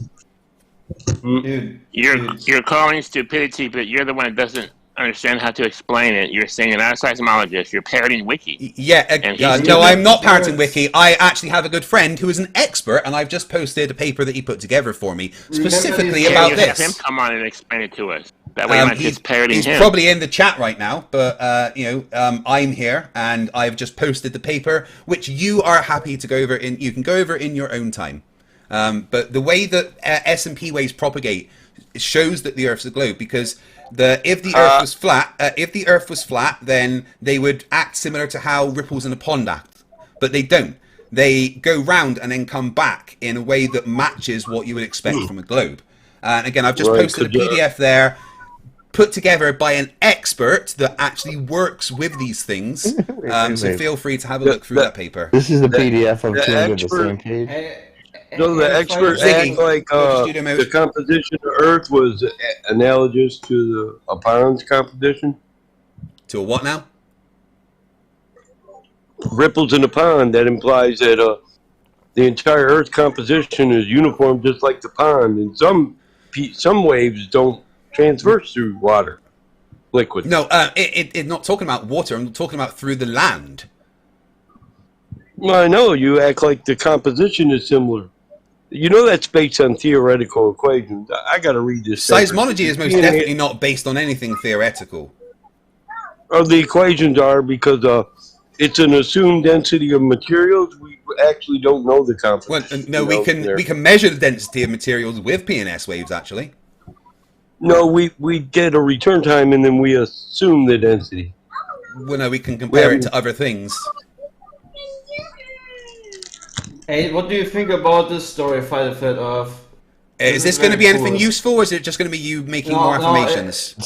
It's most certainly probably not going to be useful. Known as the giant impact hypothesis, or the TEA impact, the moon formed from the ejecta of collision between the proton Earth and a Mars-sized planetesimal approximately 5 billion years ago in Hadean Eon, about 20 million to 100 million years after the solar system coalesced, or whatever the English term is. TEA collide with Earth, throwing vaporized chunks of the young planet's crust into space. Gravity bound the ejected particles together, creating a moon that is the largest in the solar system in relation to its host planet. This sort of formation would explain why the moon is made up predominantly of lighter elements, making it less dense than the Earth. The material that formed it came from the crust, while leaving the planet's rocky core completely untouched. Do you like this? Do you like this story? Oh, Clay, was there a statement or a question in there? I'm just wondering if he buys the story. You buy that, right? I mean, there's evidence for it. Right? I don't have beliefs. There's evidence for that. Clay, the only thing it's weird that I just want to know if you buy the story. You can't stop him. Again, Clay, there is evidence for that. I don't have beliefs. I base my position on logic and evidence. Thank you, man. That's all I want to hear. Craig, don't you think it's weird that the moon and the sun just happen to be the same perceptual size to us, and we happen to have the one moon that doesn't have its own rotational axis? What do you mean, the one moon that doesn't have its own rotational axis? Our moon does have its own rotational axis. No, it always points towards us. Our moon rotates around its own axis once every 28 days. Yeah, but it always points towards us. Yeah, that's called tidal locking, which about 70% of the moons in our solar system exhibit. And it just happens to be perceptually the exact same size as our sun, too, and it moves at perceptually the same speed. Yeah, roughly the same size. It looks like it in the sky, but so what? It's a coincidence that they happen. I don't just not believe something because it's slightly out of the laws of probability. Shit happens. Yeah, but if you're trying to conceptualize the universe in which you live and you're making observations about the lights in the sky and they happen to be the exact same size and they happen to move at a similar speed, why would you then not think, the exact same size? Yeah, they're not the exact same size and they don't really move at the same speed they either. pretty much are. Actually, close. Well, yeah. I mean, I've they're close, but they're not exactly the same. But again, it's a coincidence. But it's also something that we've shown to be factual. I don't see just going, oh, look at that. It's that seems a bit I don't know. I mean, of course they're there. Of course they're there. But I mean, to me, they seem to exist as some kind of a plasma entity. That is, sorry, plasma. Have you ever seen plasma? Man, that sounds like a stupid story to me. I don't buy it. When have you ever seen plasma with craters and shadows? Earlier on today, I was setting up my daughter's telescope that I got her for Christmas. We're having a good old look at the moon. And there's some really big craters on there. Please tell me how plasma has craters. Oh, those craters? Yeah, so about those supposed craters, how do you get craters on the side of the moon that's always pointed towards us? There's craters all over the moon. And how come they appear to have been hit straight on? As if something would have had to hit them. If they were actually... Okay. 90-degree let me answer. Perfect impact let me is always answer. a coincidence. Shh. Right, okay, so... actually, there is lots of scar impacts where you can see that it's hit sideways and scarred. But what you generally find is the meteorites will explode before they impact the moon. Or just above the surface, and it's more of an explosion rather than an impact that hits the side. And the explosion sends energy out equal in all directions, and that's what causes the craters. it just doesn't jive with me at all. Your personal incredulity is irrelevant, really. Yeah, you always go back to the personal incredulity. Well, if that's all you have, that doesn't jive with me. That is literally personal incredulity. And I don't care about your personal incredulity. I really don't. Well, no, it's you're actually using personal incredulity. No, I'm not. I'm explaining how it happened. Well, yeah, because you're trying to get me and us to accept something that's based on a relativistic religion, which is kind of insane. Relativistic religion. All right, lovely straw man of something there. I mean, I'm just saying. I'm telling you that moon to me looks like some kind of unexplainable plasma phenomena. In what way does it look like plasma? That it's a rock and that it's a rock in orbit. You just claimed that it's a plasma phenomenon. Please explain what you mean. Ziggy, go to studio. Can you explain what caused the meteorite to explode? One at a time, please. Could you please explain what you mean? I mean, my understanding is that it's related to the excitement of the atmosphere. What is plasma caused by excitement? And the moon it's caused by exciting a gas. And how does plasma have craters and phases and earthshine? I don't know. I mean, plasma doesn't do those things. Right, do you know what plasma is? Yes, but we certainly. What is plasma? Well, we definitely didn't go land on it, so I'm looking at it. No. Oh, wait, don't jump around. What is plasma? I just told you it's excited gas. Excited gas. What's happened to the gas? Wait. Why are we talking? Why are we doing a lesson on plasma? Because I'm trying to figure out how plasma would do what you claim it does to be the moon. So plasma is generally a gas that's had its electrons stripped away. Right, so it's a charged gas. It's an ionized gas, and how does an ionized gas have craters phases, Earth shine, because even when there's a phase of the moon and you can only really see half of it, if you actually look really close, you can see the other half because light's reflecting off of Earth onto that bit that's actually dark and not lit by the sun. So you can see Earth shine, you can see phases, you can see craters, you can actually see impacts that have been recorded on it. How is any of that like plasma in the slightest? Allegedly impacts. No, we've watched. Yeah, like I can't tell you, but I can definitely tell you that to me, it makes way more sense than it being a rock, and that we went and landed on it. But it looks like a rock. It acts like a rock. It looks nothing like plasma and acts nothing like plasma. How can you say it's more likely to be the thing it looks and acts nothing like? Well, okay, so if you went and landed on it, you had the astronauts on there, and on those photos, the ground that they're standing on is very dark. And yet, for some reason, the moon gives off its own light. And so if it's reflecting sunlight, then in these photos of these astronauts on the moon, their spacesuits should be completely washed out. They should be so overexposed. Right, think about what you're saying, okay? When you look up at the moon, right, you're seeing the entire moon and all of the light being reflected off of the entire moon that you see. But when you look at the astronauts standing on the moon, the light reflecting off of them is coming off of a tiny portion of the moon. You're not seeing all of the light, you're seeing just that little bit of light that's reflecting off of the moon right next to the astronauts. You're not getting all of the light from the moon in one go. Yeah, but your moon... That's not how it works. It is how it works, because your moon assumes a distance. No, because your moon assumes an astronomical distance. Light, the ground should be lit up. It actually is how it works. Your moon shouldn't be so perceivably bright. Because your moon assumes an astronomical distance.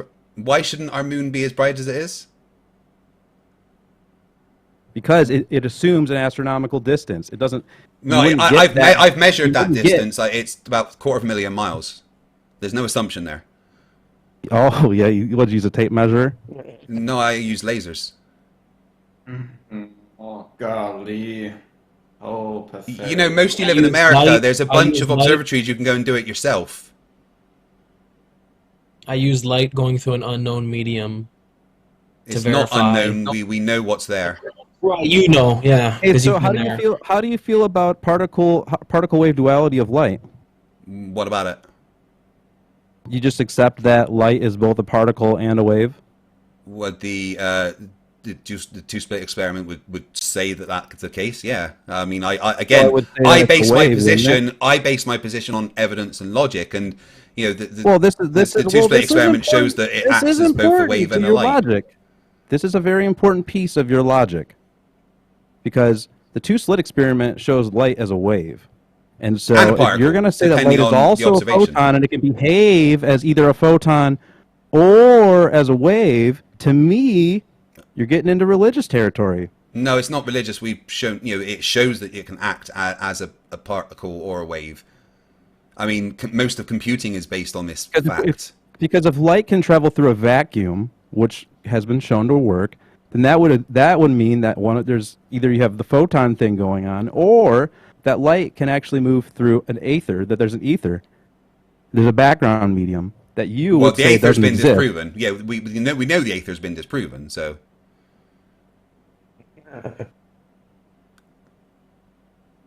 I mean, I don't get how any of this is an issue.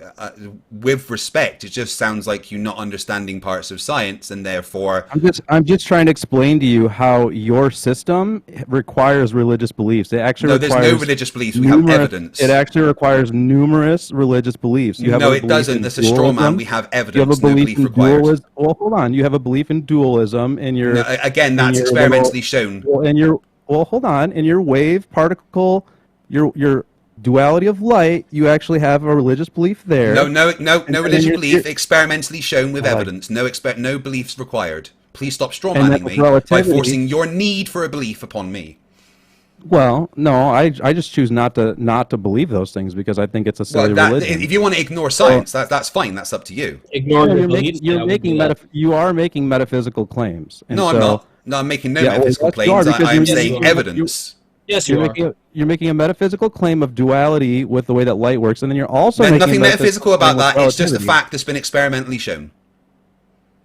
You can try and force metaphysical nonsense on it all you want, but it is just a fact of reality.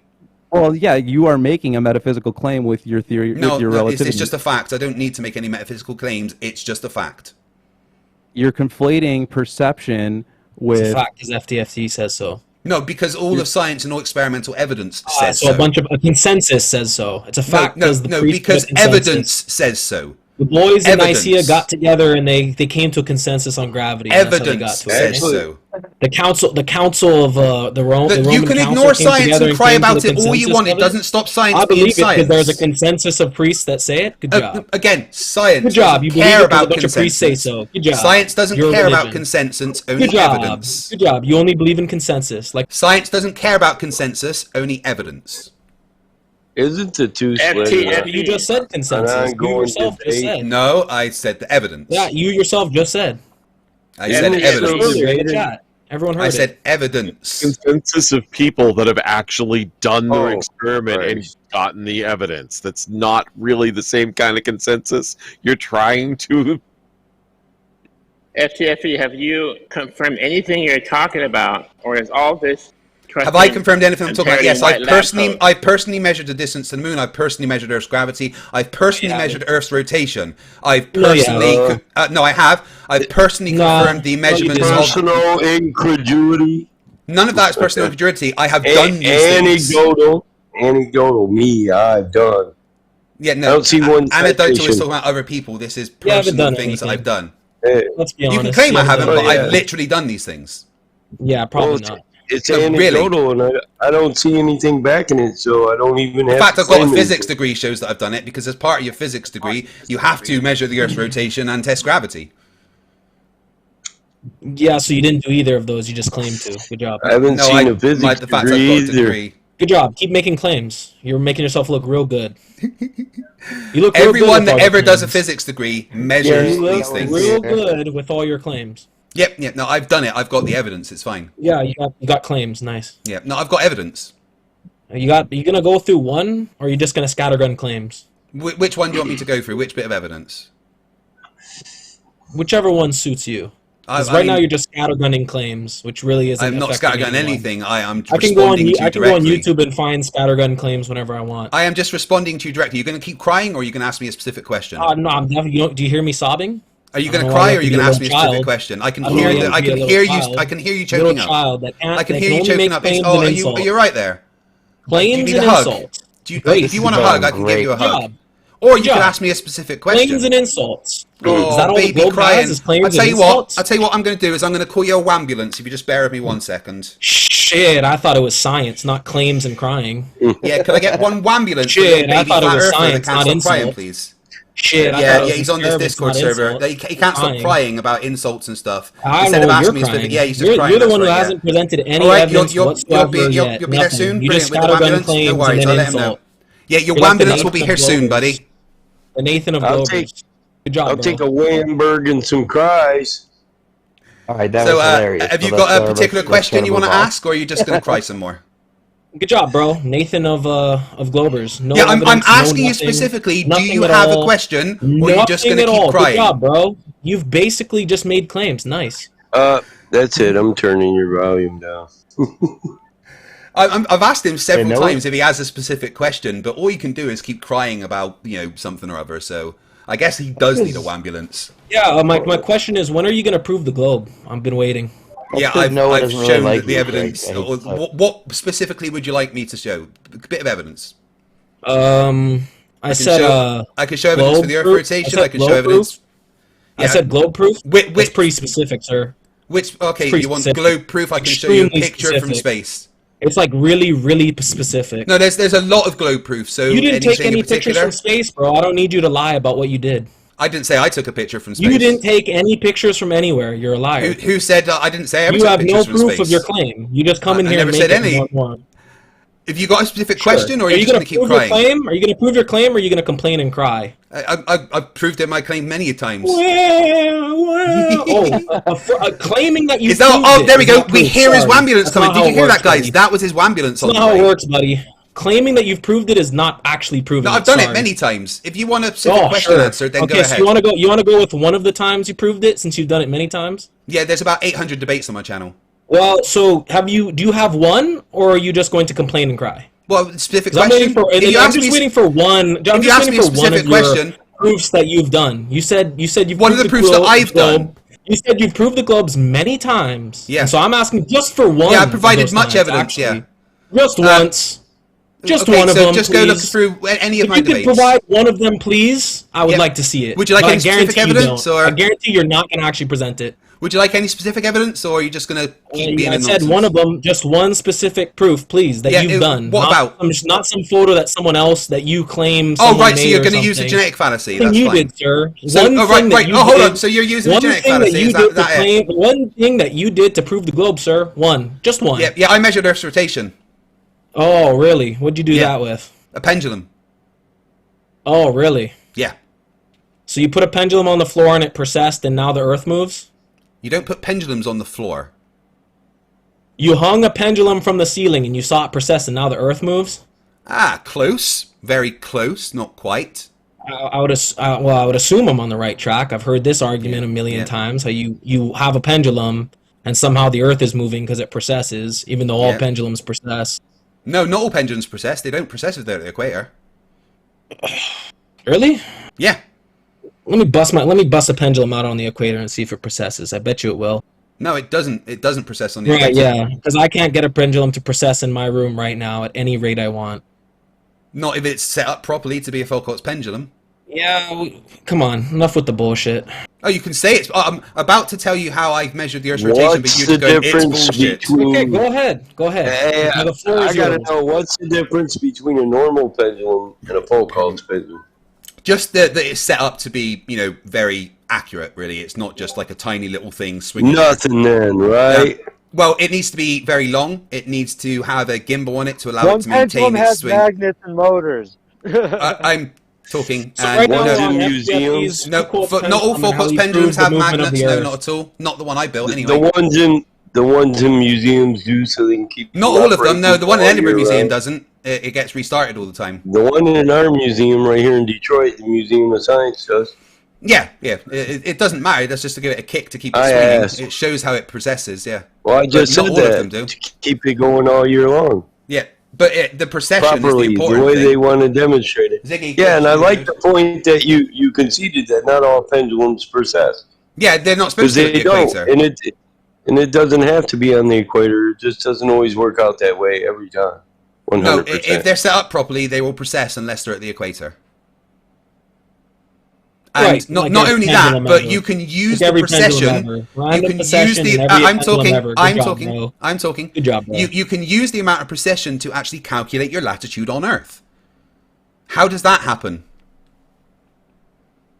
Or do you just let it precess, and then once it matches, take that result and say, "Oh, we have the result." No, that's not how it works. Yeah. You can see how much it precesses over a certain amount of time. Yourself? Did you build the pendulum yourself, sir? Yes. Oh, really? Okay, was this in university, or where was this? This was at University of the West of England.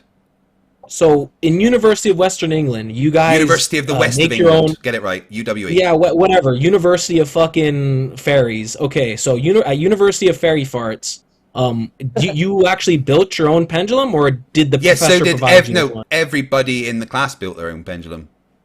Oh, okay. So, what'd you put? What was your weight and what was your string? Well, my weight was wood. My string was a fishing wire. And how tall was it? Oh God, I can't remember. A few meters. I mean, what it's done with is irrelevant. Ruhif knows someone that did it with a chicken, I think. Biodual. He actually. Oh no, that was Cavendish. Sorry. He actually he left the server for some reason, or he quit Discord. I don't know. Yeah, I can't find him. If anyone knows him, send him on back. We miss you, dude. Who, Ruhif or Negator? Biodual. Oh, Biodual. Oh, right. Yeah. The first time you put your pendulum together, it perfectly worked and just gave the exact precession you were supposed to get. Is that hold on? Did you say Once it was set up, made a pendulum with a chicken nugget? I thought that was a Cavendish. It was, I'm sorry, I got confused there. It's the Cavendish. It wasn't the pendulum. Sorry, but it can be done with any material. And once I'd set it up, it worked, and we got an angle, and we used that angle to, using Foucault's sine law to calculate our latitude on Earth. 100% of the time, every single time? Within a margin of error, yeah. Yeah, I'm having a hard time believing this. Every measurement has a margin of error. I tried to build my own. It wouldn't give me the right angle over the certain amount of time. So, I'm just having a hard time believing your word for it. I mean, you can just look at everyone in the world that does it apart from me. It's not like I'm the only one that does it. It works. Sometimes. If the experiment is set up properly, if the experiment is set up properly, guys, if the experiment is set up properly, it works every time. Oh, 100% succession rate then. If the experiment is set up properly, yes. That's not what that means. Well, what's the difference of setting it up what do you mean by setting it up properly? Well, if you had an issue with the gimbal that wasn't allowing it to maintain its swing relative to Earth axis, if it wasn't, free to move properly, that could be an issue. If you hadn't, say, made sure that there wasn't a lot of breezes and stuff, if you hadn't, made sure some of the variables were removed.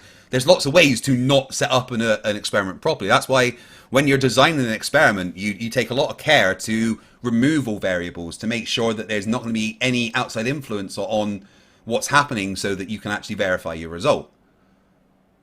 So you have to specially set up the pendulum to precess in a certain way? No, we just had to set it up properly so that it could maintain its freedom of movement. Right, so cranes as an example, crane operators will devane their weather crane at the end of their shift, right, so that it can move if the winds pick up or whatever. But they don't show any precession. They're the same, work on the same premises. A pendulum is not the same as a crane. Cranes don't swing backwards and forwards all the time. That's what a pendulum does. But a pendulum doesn't start on its own. You have to start a pendulum swinging. But the point is, when the pendulum is swinging, then it precesses once it's swinging. Okay, so wait a second. So there is an energy input required in order for you to observe the pendulum in motion. Yep, of course there is. To get it started. Of course there is. Earth's rotation, not it. No one ever said that it would start on its own. There's nothing about Earth's rotation that says a pendulum would start swinging on its own. That's a big straw man of what Foucault's pendulum actually is. Right, you have so to you're start not observing it, and once it's swinging, merit, you then measure the angle that is changed, and then you see how long it's taken for that angle to happen, and then you can use Foucault's sine law, and boom, you find your latitude on Earth. Experimental procedure, Mr. FTFE. So with your pendulum, we have a length of the string. You said a few meters. I really don't know what that is. I don't know what ballpark a few meters would be in. Something like, you don't know what a few meters is, or is it more like 20 feet? Well, and then second off, I speak in freedom units. Sir, I'm trying to ask you about your own experiment that you claimed. So, how long did you let the thing precess? It went for about 30, 35 minutes. What was the deviation in angle, and what latitude were you on, sir? Respectfully. I can't remember the exact numbers because it was over 20 years ago, because I'm close to 40 now. Well, was it during the day or was it at night? Was it during an eclipse? It was about 2 o'clock in the afternoon, if I remember rightly. But it precessed, it was just over half an hour it managed to swing for, and it gave us an angle, and we managed to figure out our latitude, which is whatever the latitude is in Bristol. And it matched. I tell you what if we put you in a room, okay, and then you monitor this precession, and then you tell us where you are? I could give you my latitude, using Foucault's sine law. It wouldn't be an issue. Go for it then. But I mean, that's the thing. How come we can use this experiment to calculate our latitude on Earth. How come it works? Well, you could claim that. It's simple to claim that, right? I mean, I've got a video of it happening here. At the end of the day. I've got a video. Okay, so it happens once. No, it happens every time it's done. If I go to school, time it's done to correctly, university right now, and I tell them how successful are you at making this happen, what are they going to say? It happens every single time. If they get it right, then they pass. If they're able to set up the experiment correctly. Wait, let me answer the question. Let me answer the question first. Hold on. If you set up the experiment correctly, then it will be able to do what it's supposed to do. But to set up the experiment correctly, that's the whole point. You've got to show that you're setting up an experiment correctly. If you don't set up the experiment correctly, if you don't remove some extraneous variables, if you don't make sure the gimbal's working properly, then you can have problems, and you're not going to get the result that you would get if the experiment was working properly. A broken experiment doesn't show anything. A functioning experiment. Wait, is it an experiment? Or is it in demonstration? It's definitely an experiment. I'm trying to ask a question. So how do you know that the experiment went wrong without first knowing the latitude already that you're at? It just seems like you're confirming the consequence or whatever it's called. You only know the experiment failed as if it didn't give you the results you want. That doesn't sound like science. The experiment fails if it doesn't do what it's supposed to do because you haven't set it up properly. Right, but you can't know that unless you know that it had the wrong result and you're at the wrong. It gave you the wrong latitude number. But that's why you set up the. But every time it's set up sit properly, in a room and find out your latitude. But again, every time it's set up properly, it works. That's the point here.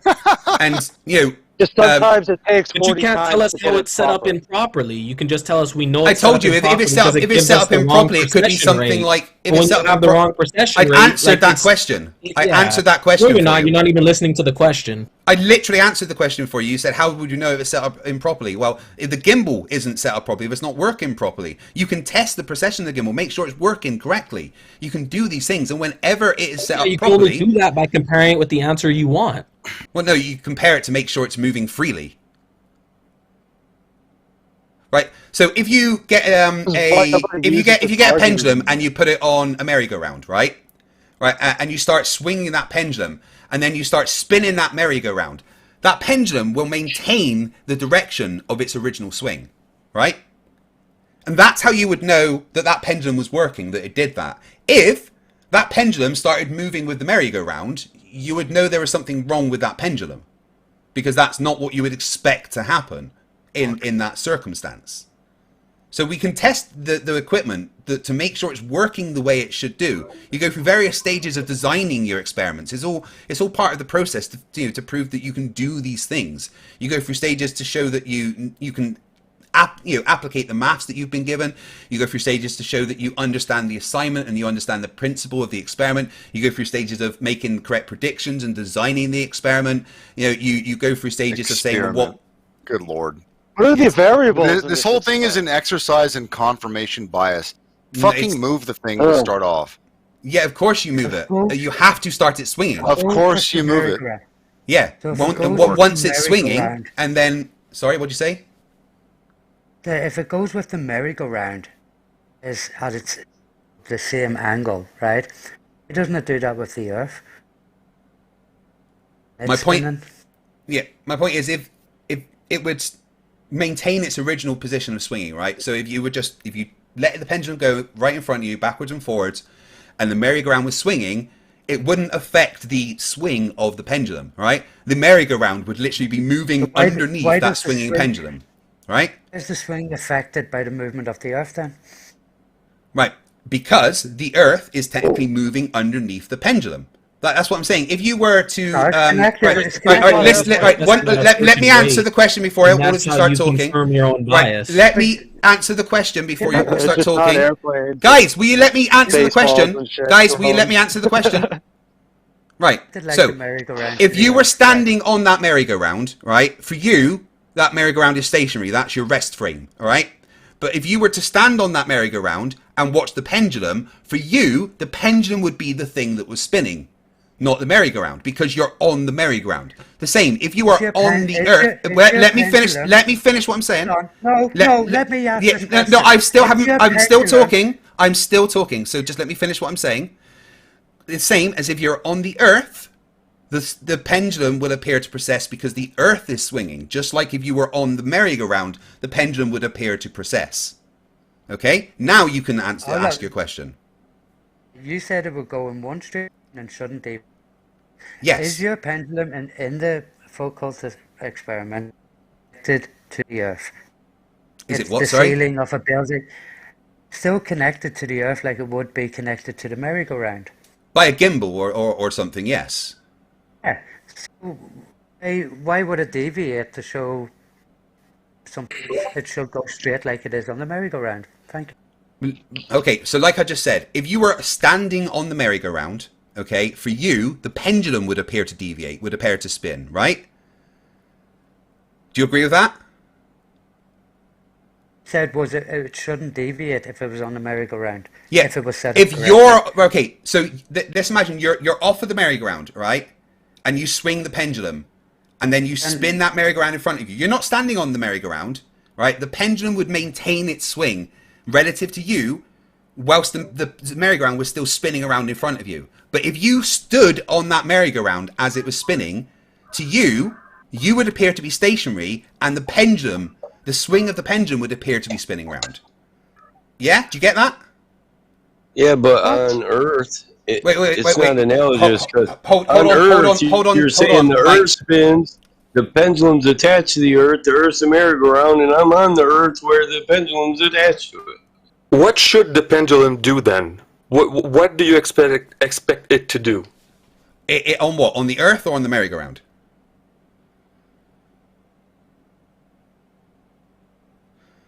Thank you. To me, that was the question for the flat earthers. What should the pendulum be doing then? What do you mean? Do you not? Oh, you can see what pendulums do. That's what they should be The doing. pendulum doesn't do anything. If it was a real piece of equipment that was delicate, it would move by itself. If the Earth is moving, but it does not do that.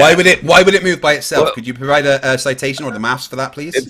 I would expect it to swing sideways. Common sense. No offense to anybody. But this is FTF. Could you provide the maths or anything to back that up? The Earth is moving.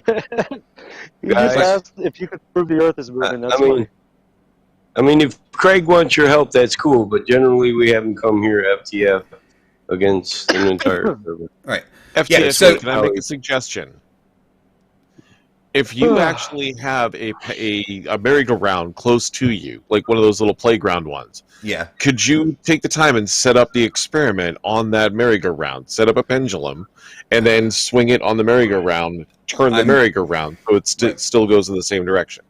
I don't think there's anything near me that I could honestly do that on, because I would like... I mean, there's plenty of videos showing that happening, that concept. Yeah, but you know they're not going to believe you unless you do it yourself and show it. Yeah. But the point is that, obviously the Earth isn't a merry-go-round because that's flat and the Earth's round. But it's the same point. If you were to place the pendulum at the poles, which is directly in alignment with Earth's axis of rotation, you would expect the pendulum to precess 360 degrees in 24 hours, which it does. I can present a paper showing where they did it at the South Pole and they got the expected precession. And then the further you move towards the equator, the longer the precession takes to do 360 degrees until you reach the equator and there is zero precession. And the fact that you can set this up and just by how much it's drifted, you can find your latitude. If the experiment is set up properly, if the pendulum is set up to work the way that a pendulum should be able to freely move, then the experiment works every time. Obviously within a margin of error, because all measurements have a margin of error, but it works and you can calculate your latitude. And I love to present the gentleman physicist one, who it's an excellent example. But school kids do this, not just in degrees. Fucking high school kids do this. It's not like a new thing. And if you don't get the result you want, you have an unlimited amount of excuses. Like you could say a bird flew by, or it was too breezy, or the string's elasticity and it was all messed up. So you do it then. Yeah, that's why you did it. I did do it, and it didn't give the result required. It gave the fucking bad result. It didn't tell me what what was the methodology? Don't fucking come in here and say you do it then. What was the methodology? You fucking what was the methodology? Hey, hello. Whoever. What was the methodology you used to do your experiment? Hey, let me moderate. No, we don't need to use all those insults. So. Yeah, but someone's saying you go do it then, and it's literally like I've done it and it failed. I did it and it failed, and someone's trying to act smart. Can you talk me through your methodology? How big was the pendulum? How what was it made of? What was That's your the thing. I don't think it was. I don't think mine was long enough. That's why my first question to you was how long was yours? So mine was a few meters, right? The problem is the shorter it is, what can happen is if the release isn't completely straight, right? Then it can add like a figure of 8 precession to it slightly. And the shorter the string, the more that's exacerbated, and the worse it gets quicker and quicker and quicker. If the string's a lot longer, then that slight wobble, it doesn't affect things that much. But if the string's shorter, it causes that oscillation to get worse and worse and worse a lot quicker. Which is why, in general, when you do the Foucault pendulum experiments, you need at least like 2.5, 3 meters of length to get a decent long swing. Okay, yeah, mine was probably between 8 and 10 feet long. Yeah, so you're saying like closer to 20 feet is better. I mean that's good. 10 feet's good. I mean, I'd say that's good. I think you could do it with that. In fact, I'm pretty sure the one in Edinburgh is about the same size as that, and it works. What was the gimbal setup for you? How did you allow it to be swinging freely? Oh my god, dude! Museums don't even have perfect success rates. Some guy they don't use them anymore. Some guy taught some way to tie it so that the last rope wraps around in a circle around the rope that goes down. I was following someone else's video. This was like 2 years ago or so, basically. Yeah. But the better way to do it is to have like some kind of mechanically separated, thing that can move on its own rather than like a ball and socket or something, right? Yeah, I mean, again, that's gonna any issues that come from the release are then gonna go through and be exacerbated by the fact that it's all connected without kind of a freely moving section. I appreciate the fact that you've tried it. That's brilliant. But the next step would be, okay, what were the issues? How could I improve it to take away any potential outside influences? Maybe make the string a bit longer. Look at making sure the gimbal is working properly to allow you to get that freedom of movement. Make sure that it's nice and heavy. The lighter it is, the more it can be affected by outside things. I'm never going to say, oh, you're stupid. You did the experiment. You did it wrong. The fact that you've done the experiment, I respect that. Right? You're trying. You want to see if you can get these effects. Thank you for that. The next step is to say, right, okay, can I improve on that experiment, or am I just happy with those results? Yeah, so you're saying like a ball and socket or something with bearings or something would be better? I'm looking at some right now. I might try to redo it, to be honest with you. Well, I am in the process of setting up a couple of major things, documentaries and stuff that I'm planning, right? And one of them is about Earth's rotation. And something I want to do is to do Foucault's pendulum, but I want to have a bunch of people around the world doing it with me at the same time. And then I was thinking we could live stream and get results and correlate them, and it could all go into my documentary. And obviously, I don't just want Globe Earthers doing this. I want Flat Earthers doing it as well. I want everyone getting involved in doing the experiment. So can you hit me up with DMs so I can get your details, and I'd love to maybe get you involved. Let's do it during an eclipse. Oh, yeah, that is one thing I would like to try is during an eclipse, because there's the claim of alias effect, which is something that's very interesting that I've looked into, the claim that during an eclipse, the pendulum can go a different way. It is a claim, though. I will put that out there. It is a claim. I have seen some papers written about it, but with no backing, no peer review or anything. I'm not going to just immediately dismiss it. It's something I'd like to test myself. It's a claim I've heard a lot, and maybe there's a reason. Maybe it does happen, and maybe there's a reason behind it. I don't know. I haven't tested on an eclipse, but there we go. Yeah, just send you a friend request. So cool. Thank you. So the question goes back as to why are we able to do it, though? Why are we able to measure our latitude on Earth, to calculate that with just the possession of a pendulum?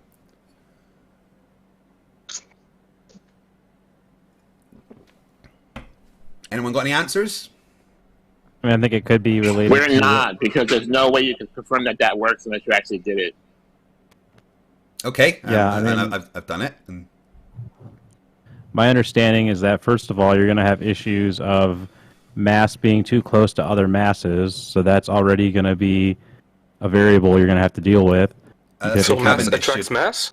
You're talking about Cavendish, I think. Nice one. Talking about the pendulum. So even with that, what would cause that? I mean, there's a million different things that could cause that. You could have a flow of the background medium that we exist in. If we exist in an ether, and there's an ether flow caused by a toroidal field, then that would exactly explain something like a pendulum. How would it exactly explain something like a pendulum? Define a toroidal field. What would be the mechanism of the transfer of motion? It would be the flow of the aether. What's the aether? I mean, that's science that you're not really allowed to talk about anymore. I mean, the aether has been disproven in science. So there is no medium yet light that's flows pushing in a everything vacuum. around. Yet light can be received through a vacuum. Yeah, light's a self-propagating electromagnetic wave. So we can demonstrate light to be a wave, and we can see that light can come through a vacuum. And so, to me, I see an ether. I mean, you're just making an assumption there that light needs a medium to travel. We've shown that it doesn't. No, I'm just dealing with what I have, because the space-time crap is based on a religious belief that I don't agree with. There's no religious beliefs involved in space-time. Well, can you demonstrate the hypothesis that there is such a thing as nothing? I mean, you're basically saying there's such a thing as no medium. Exactly. No, hold on. You're saying that there's such a thing as no medium. There's no physical medium. No. Wait, so that's nothing, right? So you believe that there is such a thing as nothing? I never said that. I just said there's no physical medium. There's space-time. There's space. There's it's a religion. Universe. It's not a religion. It's facts that are If there's nothing there, how do you know anything is stretching? How do I know anything is stretching? What do you mean stretching? Bending, warping, fucking. How do you know anything is there? We can see the effects of stretching if there's nothing there. Effects of what if there's nothing there? We can see the effects of space warping. With nothing physical to verify? We can see, we see physical things acting in certain ways. We see the effects of things. That's not there. Well, you're saying that there's space-time is there. And that it's bending and warping. Again, you're strawmanning me. Space-time is there. How do you verify that? Well, the Eddington experiment of 1919 did a pretty good job of that. Did they use physical material? Well, I'd say the sun's a physical material, yeah. Okay. You're saying that in a place where there's nothing, no physical material... Again, it's not... You're saying that space-time is verifiable in that space. Yeah. What about no such thing as nothing, bro? No one said that there's nothing. There's space-time. That's doublespeak. No, it's not. It's just because you don't understand it doesn't mean it's doublespeak. Yeah, a medium is not nothing. What was that? How do you physically bend something not physical? Who said it's not what about physical? Airy's failure, FTFE? Oh, that also helped disprove the aether. That was brilliant. Yeah. Is it possible that you're bending the medium that you're telling us is not there? Well, no, because the aether's been disproven. Cool story, bro. How do you know that? There was a bunch of experiments. Nice. Have you not heard of them? Mux and Morley, Mux and Gail Pierce. A whole load of things that disprove the aether. Airy's failure.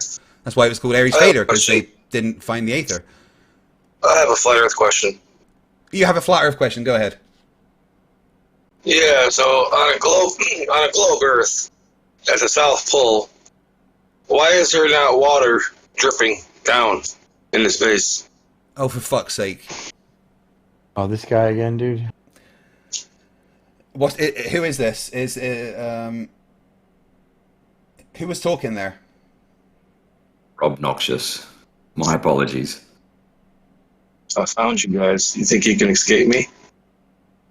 Who are you, and why don't you ask better questions? How come when I go past the equator, south of the equator, I can't put my car in neutral and just roll into Chile? Oh, dude. You gotta make me go over, dude. These are the questions we must answer. Come on, man. Conservation and momentum. Pretty sure Logan Paul answered that. I know this one. Refraction. Is that your science guy? Yeah, Logan Paul is the main guy I go to for science. Yeah. My apologies for giving him a role. I have one for flat earthers, and then I'm gonna mute. I promise. How can you falsify flat Earth? Who won the global reinforcements for FTFE? So, what was that? I'll jump in. Easy. See, Rohef, you see what happened? You jumped in one time, and because we like you, all the other Globers thought it was cool to do it then. Yeah. Oh, just jump in. Come on. Just got to come in white knight for FTFE. Yeah, I need your help, Rufi, all the time, mate.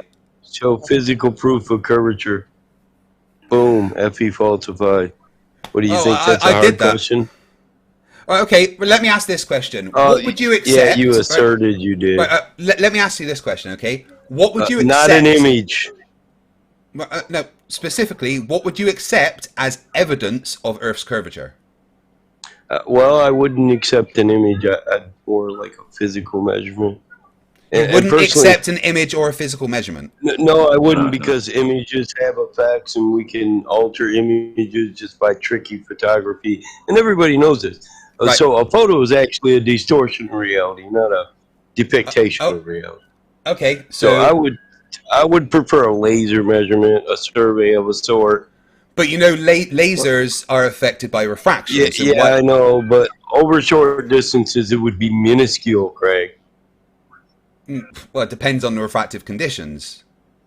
Well, it does. So to say that they'd be affected by refraction without knowing the ambient conditions of said area we were going to test in, that's asinine from the get-go. I mean, to use a laser is kind of pointless because it wouldn't really show anything, because if the Earth is a globe with refraction, as we say, then a laser's going to bend. Yeah, I've looked at the equations. It wouldn't bend perfectly around the globe, no. Again, you'd have to fudge the numbers to make it bend. It depends on the refractive conditions. If the refractive conditions are such that it would bend that much, it had to be a constant. For it to continuously curve, it had to be a continuous constant. But I say, okay, so you agree that using a laser from one to the next, and so you agree that using a laser perfectly uniform. So you agree that using a laser isn't a good thing to do, then, because it's not going to give us. No, that's not what I said. It can be done. No, that's not what I said. I mean, can I speak? Yeah, you can do it in short distances like we do, because we know there's certain capabilities of all our equipment. So we use it at shorter distances for better accuracy. According to Whitsitt, lasers can't be trusted to be straight. Well, that's Whitsitt. That's not me. That's a straw man. But I'm not Whitsitt. The fact is not that Whitsitt. Whitsitt. Yeah. The fact is that lasers are affected by refraction. Just as much as other light. Just as much as other light. The fact is, Whitsitt, you're wrong. Oh wait, he's not even here. Yeah. Yeah. So, just like I said, it would be less so over shorter distances, so you would have a greater accuracy. So you should just do it. But there still would be refraction, right? You can't say there is no refraction happening to a laser. Yeah, that's like saying we can account for refraction when it's a globe, but we couldn't account for refraction if we're trying to prove a flat Earth. That doesn't make sense, Craig. Are you saying that you would no? Can we computate for the effects of refraction? Yes or no? Yes, absolutely, we can. Well, then shorter distances, higher accuracy, and it could be done. Okay, and what distance are you proposing that you would accept? Shorter than the norm. The norm usually in survey is about 1,200 yards, so I'd say about 6. That should cut our error in half. So 600 yards. And what is the expected curvature over 600 yards? Well, we'd have to do some computations now, wouldn't we? Do you think it's going to be something that is really measurable? with a laser? Yeah. Actually, yes. That's how we level ground. Okay, so for construction and application, we use 69 lasers degrees. to level the surface. 69 degrees. I can get 69 miles. Sorry, is 1 degree. All right. So what? 600 yards is less. Is 60% of 1 mile. So we're talking about 0.04% of a degree's curvature that you're trying to detect. Yeah, well, I can level a square quarter mile to 0.005 thousandths within the variance. So what's the problem? I level the ground perfectly, and you build on it. It's done per application, Craig. And where would you put this laser over to test? Well, that'd be an arbitrary space. Well, no. How are you going to determine that you're not just measuring topography? Topography? Yeah. Well, the best circumstance would be over water. Yes, we know that. Well, because then land over water, the lapse rate above water is worse than anywhere else, and will have the most refraction. Do you see my point here? Lasers are not good for measuring curvature. Yeah, that's the point you tried to make for that. Yeah. You too. Have you ever heard of the tow tanks and the fact that they're literally measured against the curvature of water?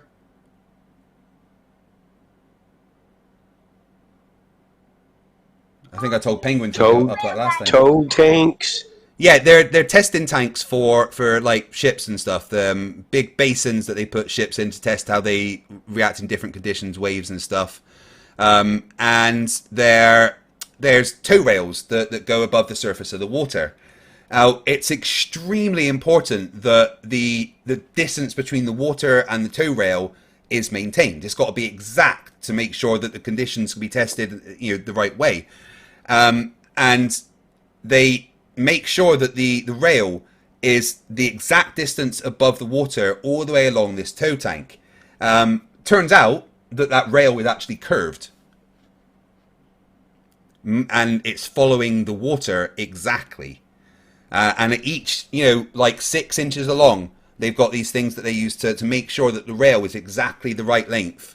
Michael Burtison did an excellent video on it. If anyone wants to chuck that in the chat. That is something that I like to use to show that water is definitely curved. And there's no reason water would curve if the Earth wasn't. Is that something you'd accept as evidence of curvature? Send me a citation. Let me read the article.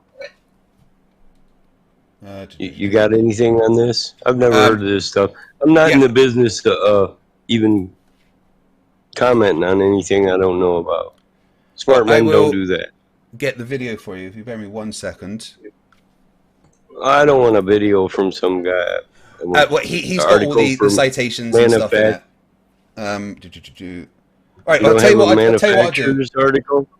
Yeah, I mean the tow tank. Who manufactures these? I don't know the exact name, but I'll grab all the stuff I've got about it and send it to you, and you can have a look. But it's excellent demonstration of the fact that water follows a curve. So how long is a tow tank? They've got several different ones. How much curvature would we expect over that distance on water that's turbulent? Not very much, but it matches the arc of the curve of the Earth.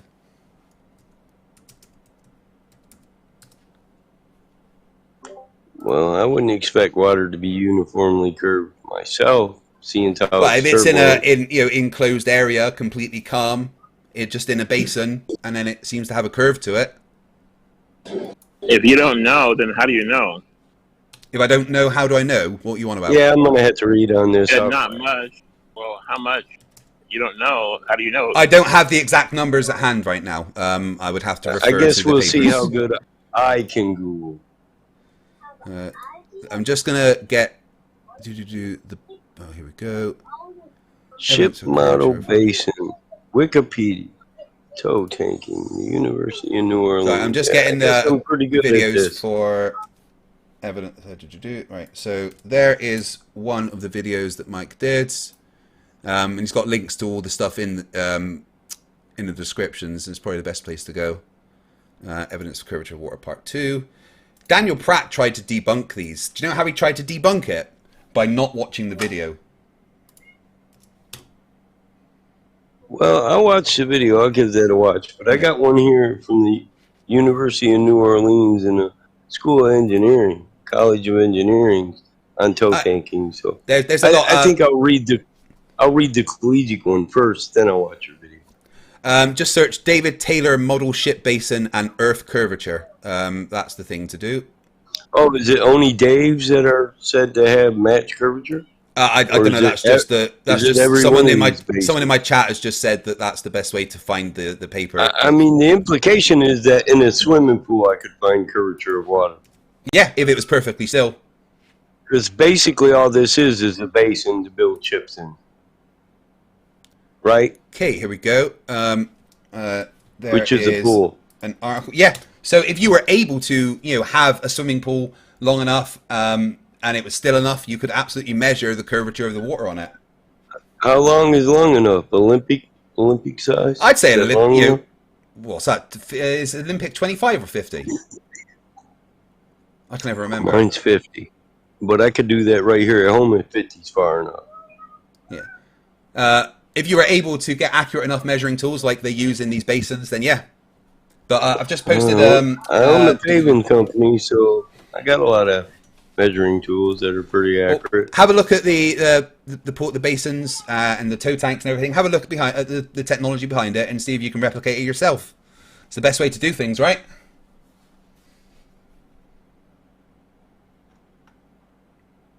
So yeah, I've posted 2 videos in the chat, and I posted an article of the David Taylor model basin. And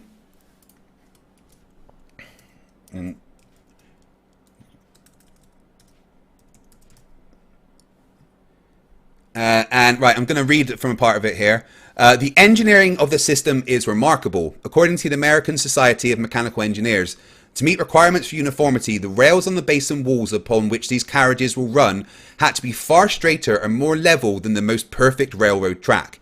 In fact, to eliminate the effect of gravity on the motion of the towing carriage, the tracks are not straight in the usual sense, but follow the curvature of the earth. The foundation of the building was laid directly on bedrock to ensure that the rails stay perfectly aligned.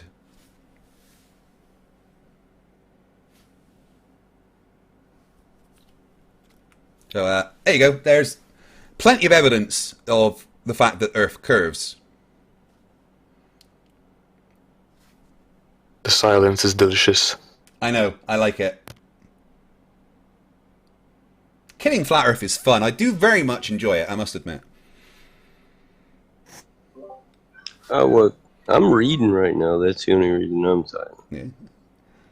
When I was a young boy, I grew up on the farm. I'm a country boy. And why is the silence delicious? I know, I'm enjoying it. I actually debunked the shit out of that pool. And I would pat them and I debunked the shit out of that pool. You know that boat guy? He doesn't use that argument anymore. What boat guy? Because, well, there's a guy that comes in here, and he's probably banned now, I don't know. But he always talks about boats, and maybe it was on GeoServer or something. But yeah, but anyways, he knows about this pool. He talks about this pool all the time. And the way they set up this pool is that there's reflectors every maybe like 10 feet or something like that. And it goes along the length of the pool. Okay, and they measure to each sensor. And you can see what they do is that they actually move the laser and measure to each sensor. So it's basically set up so that it confirms little chunks of the whole thing.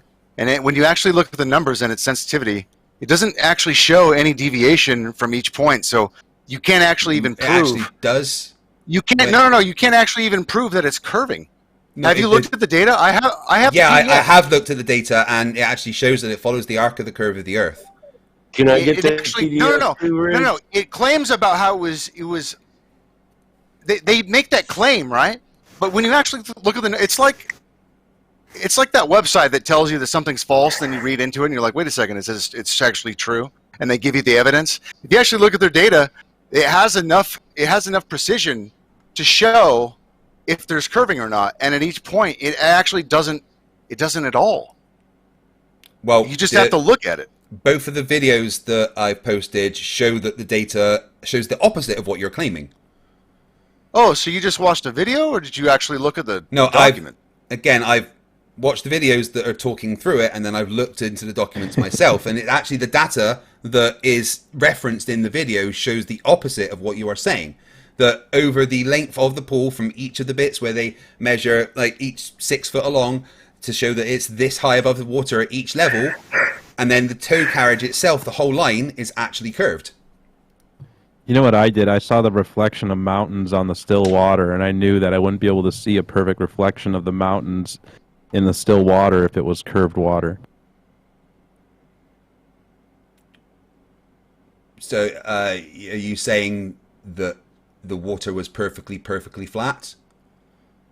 Yeah. You know what? Yeah. I looked into this, and he does not use that argument anymore. I basically gave reasonable doubt. I showed him the data. It didn't make any sense, and he agreed. So, I mean, I don't have it with me right now. I can go find the PDF. It's probably online somewhere.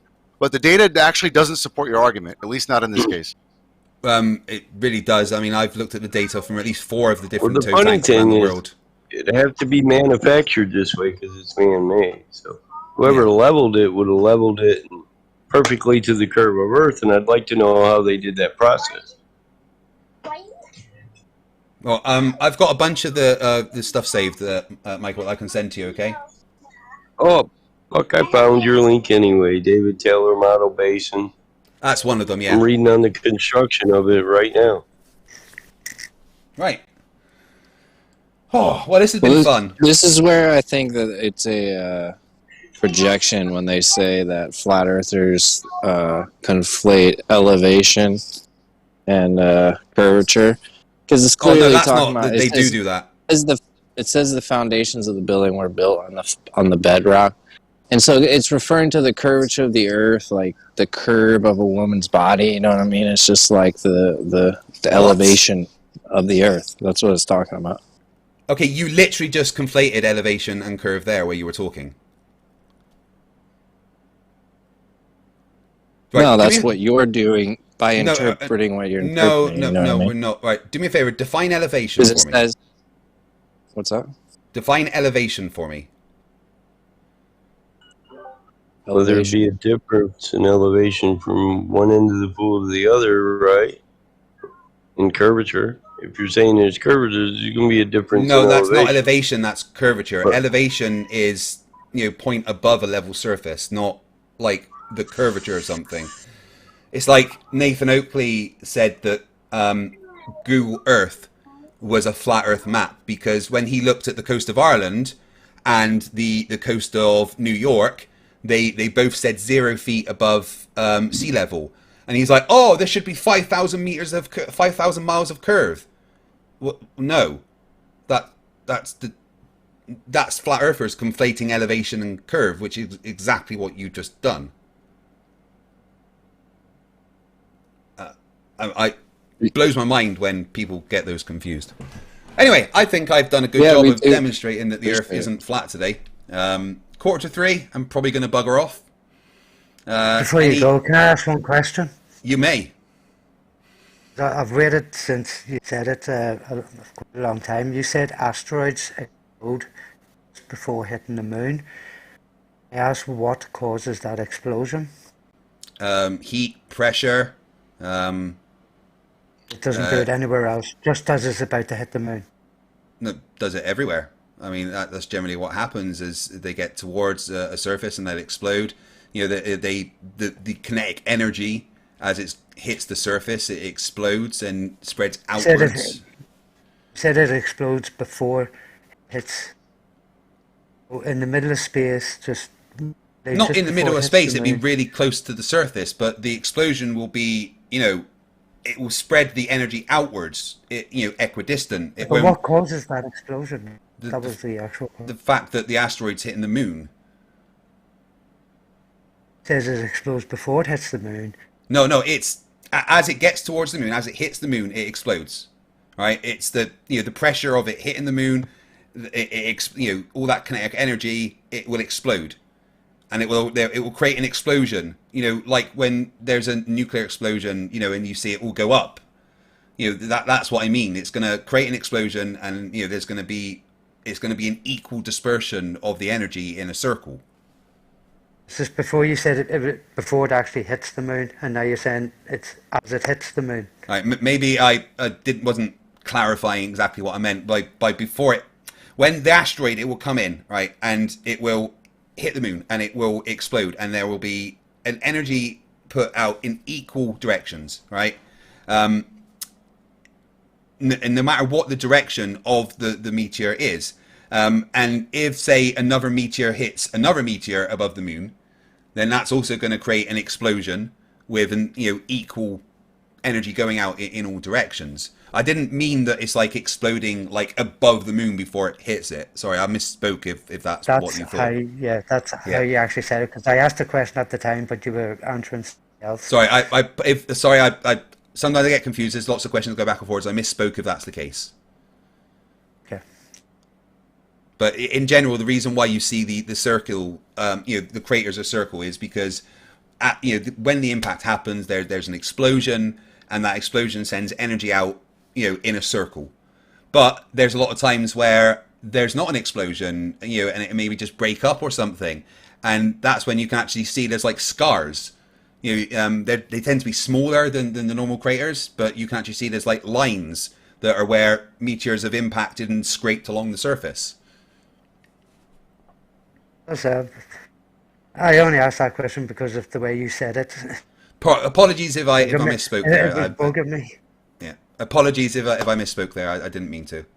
It's been fun today. Nice to see that Witsit knows not to turn up again. You can keep taunting him. Maybe he'll come back. I don't think he will after my expert debunked him so hard. And it was nice to know that Witsit lied about Jace as well. Did you all realise that? Oh, Jace is he agrees with me.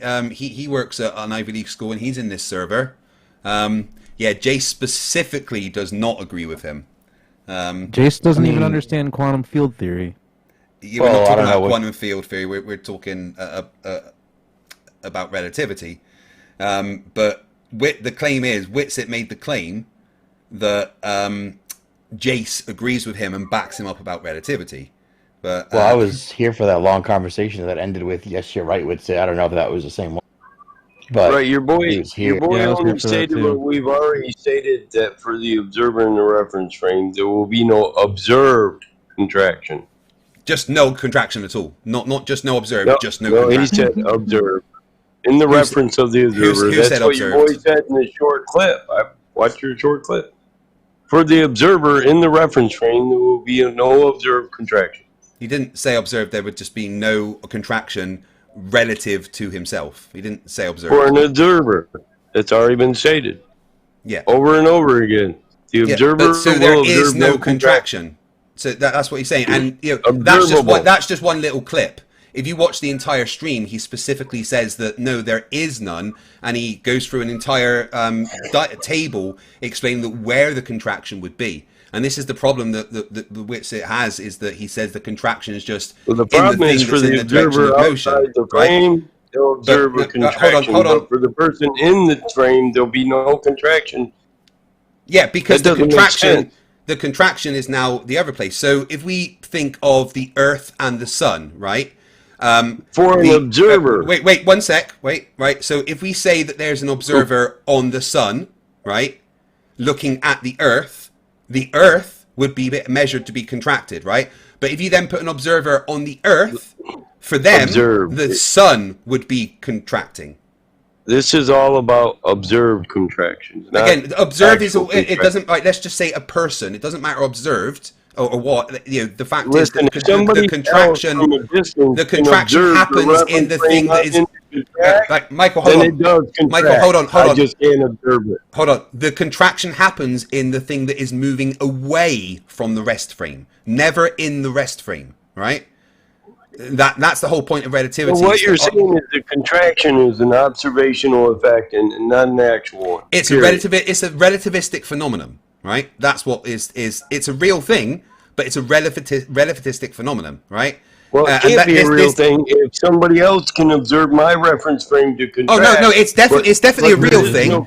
It's definitely a real. No, it's definitely a real thing, and you can experience different things, right? My reference frame hold on. Right, Michael, you're getting confused. Stop, Mike. Stop. You're getting confused, right? I'm not confused, bro. I know that. No, wait. Let me speak. Michael, please let me speak. Mike, stop. Dude, let me speak. Listen, dude, leave your feelings on the counter, dude.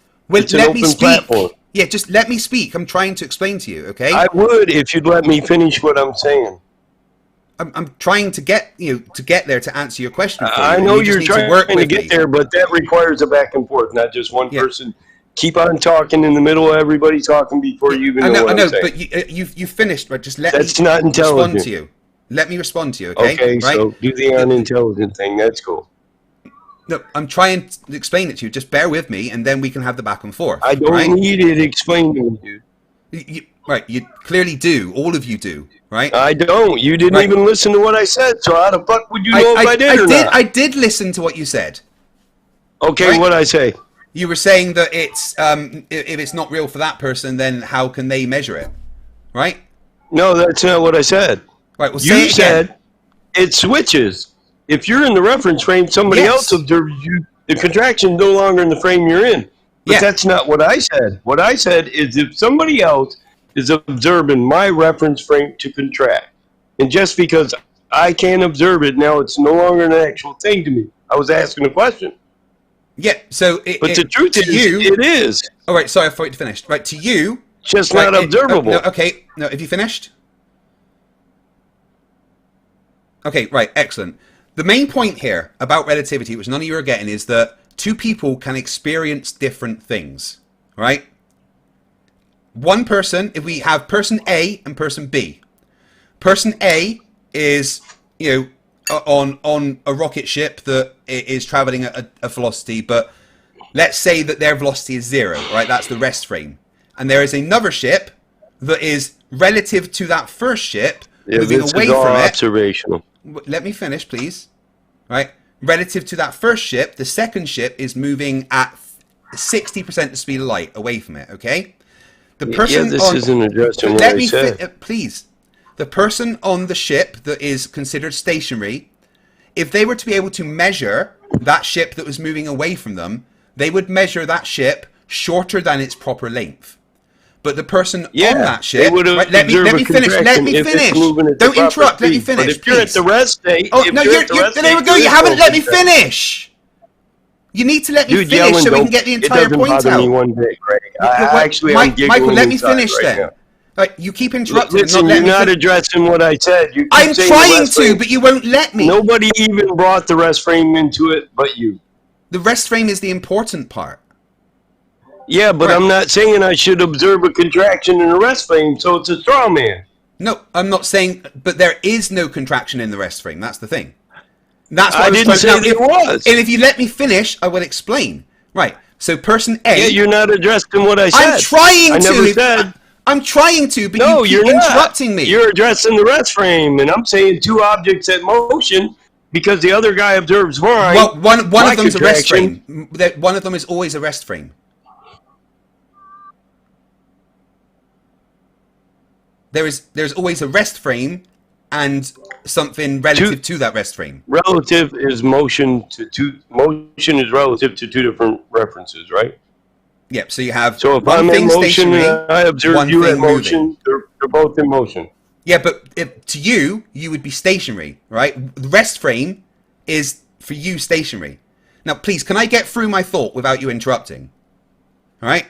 So person A, if they were to measure the person on ship B traveling away from them at 80% the speed of light, they would measure that ship shorter than the proper length.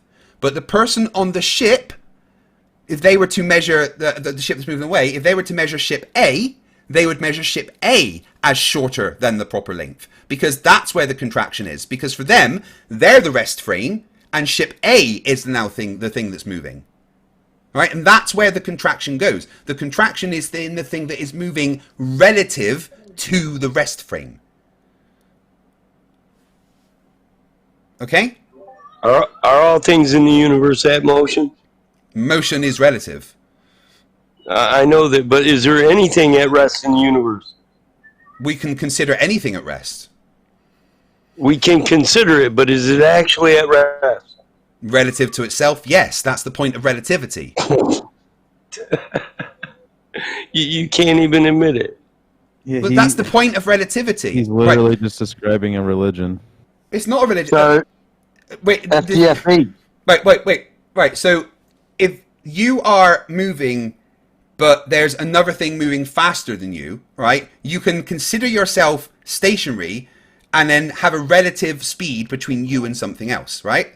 And you could throw an entire theoretical universe in there. No, it's not theoretical, it's just experimentally demonstrated. Right.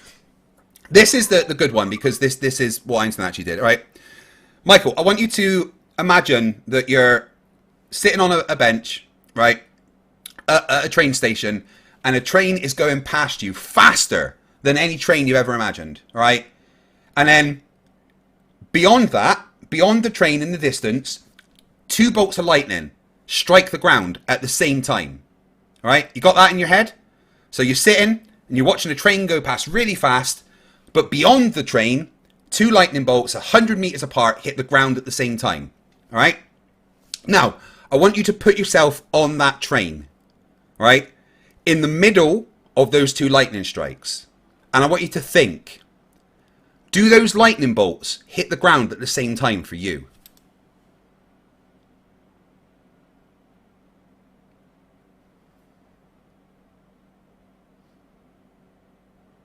Michael? Anyone? Hit the ground at the same time for me in reference to what? Everybody else? No. You're on the train, right? So you're now on this train I'm on relative the train, to the first person, right? And you're looking at the lightning bolts just like the person on the platform was, right? But you're moving really fast. Do those lightning bolts hit the ground for the same time, at the same time for you? As they do for the guy on the bench. Yeah. I wouldn't think so. Why? Well, I don't know. It's kind of like the Doppler effect, right? Yeah. Well, we consider that light travels at one speed, which is or the the postulate of special aberration. relativity, right? You're moving towards one and away from the other, right? So if you're on the train and the light from both those lightning bolts is coming towards you at the same speed, but you're moving towards one, that means you're going to see the one you're moving towards before you see the one that you're moving away, right? Now, the who's aberration right? of light covers that. Here's right? here's the question, right? Who's correct? Is the guy on the bench who saw them strike at the same time right? Or are you on the train who saw them strike at different times right? Which one of you is correct? Well, we're both right. So you can both experience a different reality, right? Well, yeah, that's because he's at rest and I'm moving. But in this case, he's actually at rest in the reference frame. Yeah. But the point is that you can both experience different realities. You can both experience different things. It's not all the same reference frame. Yeah, and that's the point of I'm relativity, in a right? moving reference frame, and he's in the stationary one. Yeah, and I wasn't arguing that. No. I'm arguing that. So if we have an observer on a moving reference frame across the galaxy and one on another one on the other side of the galaxy, there's people on each one of those objects. For each one of them is going to observe a contraction. I'm going to observe the contraction of theirs, and they're going to observe the contraction of mine. But Absolutely. I won't observe on mine the contraction because everything within the frame is contracting. No. But there is an actual contraction. There's the problem. That is what what's his name? Lorentz. So you're saying the contraction is that's what Lorentz said, purely right? an optical effect. No, it's not. It's a relativistic phenomenon, right? What you said about it compressing all the space and everything as well, that was what Lorentz said, not what Einstein and special relativity says.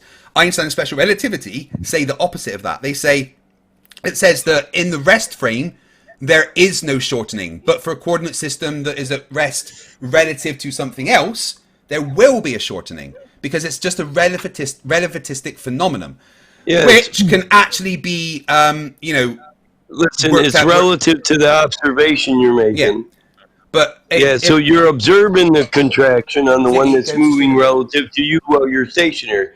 But if you were contracting, you wouldn't. It's not relative to you, so you couldn't observe it. Yeah, but that's the thing. For you, there is no contraction because you're in the rest frame. For you, it's the other thing that is contracting. And that's where Witsit has confused it and confused everything. It's not that you can't measure it. It's not that you can't measure it. It's that in the rest frame, there is no contraction. It won't be observed. No, not that it wouldn't be observed. There is no contraction. In the rest frame, there is no contraction. Anyway. Oh, we're never gonna stop. We're always gonna. I just explained to you that two people can experience different realities. I'm so sorry you have to defend this. We're gonna keep listen. please. Here, listen. Right. Here's the point you're missing. We experience those reality through our senses, and one of them's observation, right? Yeah, well, it's what I was describing was purely observation. It's just a thought. Yeah, so how else would you experience it without your senses? Well, that's the point. That it's if you could. It is the point. It's unexperienceable while you're in the frame that's contracting. What? But again, you're not in the frame that's contracting. If that's considered the rest frame, there is no contraction in the rest frame. But outside that frame, somebody else could observe that frame I'm in to contract. Yeah, so then it makes it purely visual. Let's chuck a third. Let's chuck a third reference frame in there. Okay, so let's say in my explanation of the rocket ship and then the other rocket ship going away from at 80% of the speed of light. We're only going to bore people more, bro. We pretty much agree. Almost, except you are conflating. You're conflating the rents. I'm sure you Einstein. are. You're conflating. I'm not conflating it. I'm just pointing it out. Yeah. You are conflating the rents and Einstein. That's the problem, right? Which is what Witsit has done and confused this whole argument. But I am going to shut it down there for tonight. Shane, thank you very much once again. Next week, right? Next week, I would like to have some flat earthers bring me evidence of the flat earth that we can discuss. How about that? How about we just poke holes in the globe for 3 hours again? We'll see you next week. That happens all the time. Next week, guy. Come on, I would love for a flat earther to actually come and bring some substantial evidence that we can discuss. Is that something we can do? Well, we'll see you next week. Cool. Hopefully there'll be some evidence. Who am I fucking kidding? Good night, guys. Well, there we go, guys. Once again, a lot of fun. Oh, my. Yeah, fat chance, Skeptic, you are absolutely right. There is no chance that that is going to happen. All right. I've had a good time tonight, guys. I don't know about you. Apologies if it gives you a headache. I know what that's like. So on Wednesday, I am going to be speaking to Bro Sanchez. And it's going to be a regular thing with him and his group, just like I've got this regular thing with this group. So that's starting on Wednesday. It's going to be every other week. Now, main content-wise, I have 3 episodes of Flerfs Idiots in production, remake of episode 1, a Dead episode, and a Witsit episode. And there's a few episodes of debate shorts. And what I want to do is, the last couple of weeks of January, I want to try and flood the algorithm with a bunch of stuff to kickstart my channel back, going into the rest of the new year. And I hope you really enjoy the new style of content that I've got coming. I've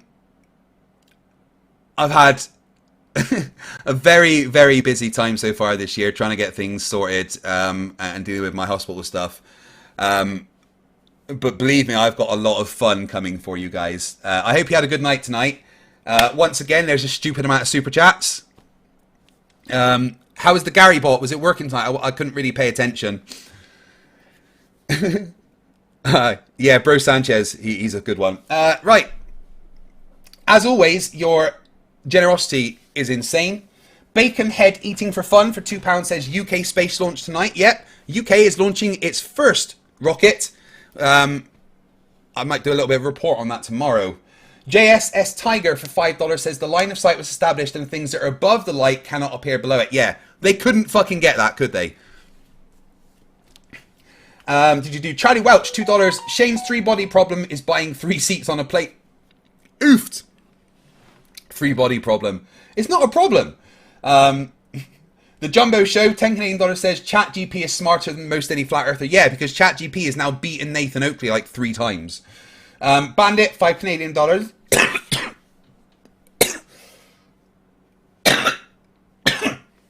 Excuse me. Empty. No message, thank you, Bandit. The Jumbo Show, $5 Canadian. If you kill a Flerf boss in a video game, you only get grey loot. Lol. William Fairley, $5. If you say seismologist a few more times, PhD Tony will show up.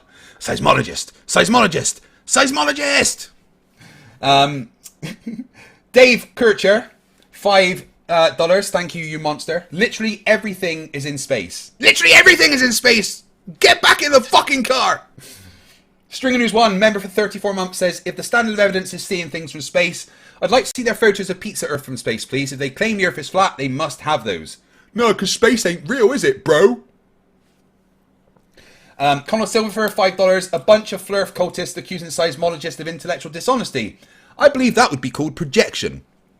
Rachbot, my favourite AI, for $5 says, do Flerfs know what it means to measure something? They always deny measurements, and it blows me away. Yeah, they just deny, that's all they can do. Conor Silver for $5. Flerfs, you say science says this, but have you done it? Also, Flerfs, you've done it? Nah, that's anecdotal. It doesn't count. Dishonest dunces, yeah, no. Have you done it yourself? Yeah, I have. Oh, you're just lying! Fuck's sake. Oh god, Witsit bots in there, no way. Browns Boy 23 for $2. Craig's a closet earther. A closet earther. Does that mean Earth's a closet? RT96, $5. I don't know what a meter is, but I personally disproved Einstein. I know, it's fucking amazing. Stringer News 1 for $2 says, worst Cheech and Chong movie ever. Rene Calusia for $2. Try verifying Polaris at light years ago. Pseudoscience. Oh, that's... Earth is seriously flat, isn't it? Yeah, fuck off, you weirdo. Stringer News 1 for $5 says, whomever said there is no stupid questions was wrong. They hadn't spoken to Flerfs. Brendan Cuskelly for $50 Canadian Australian dollars, thank you.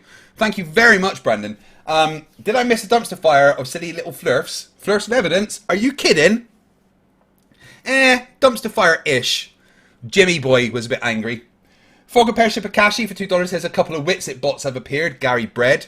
Fuck's sake. I did not mean for Gary to breed. That was not in the programming. May have to just take him offline. Conor Silver for $2 says, don't trust my solid seismology. Don't get an ultrasound.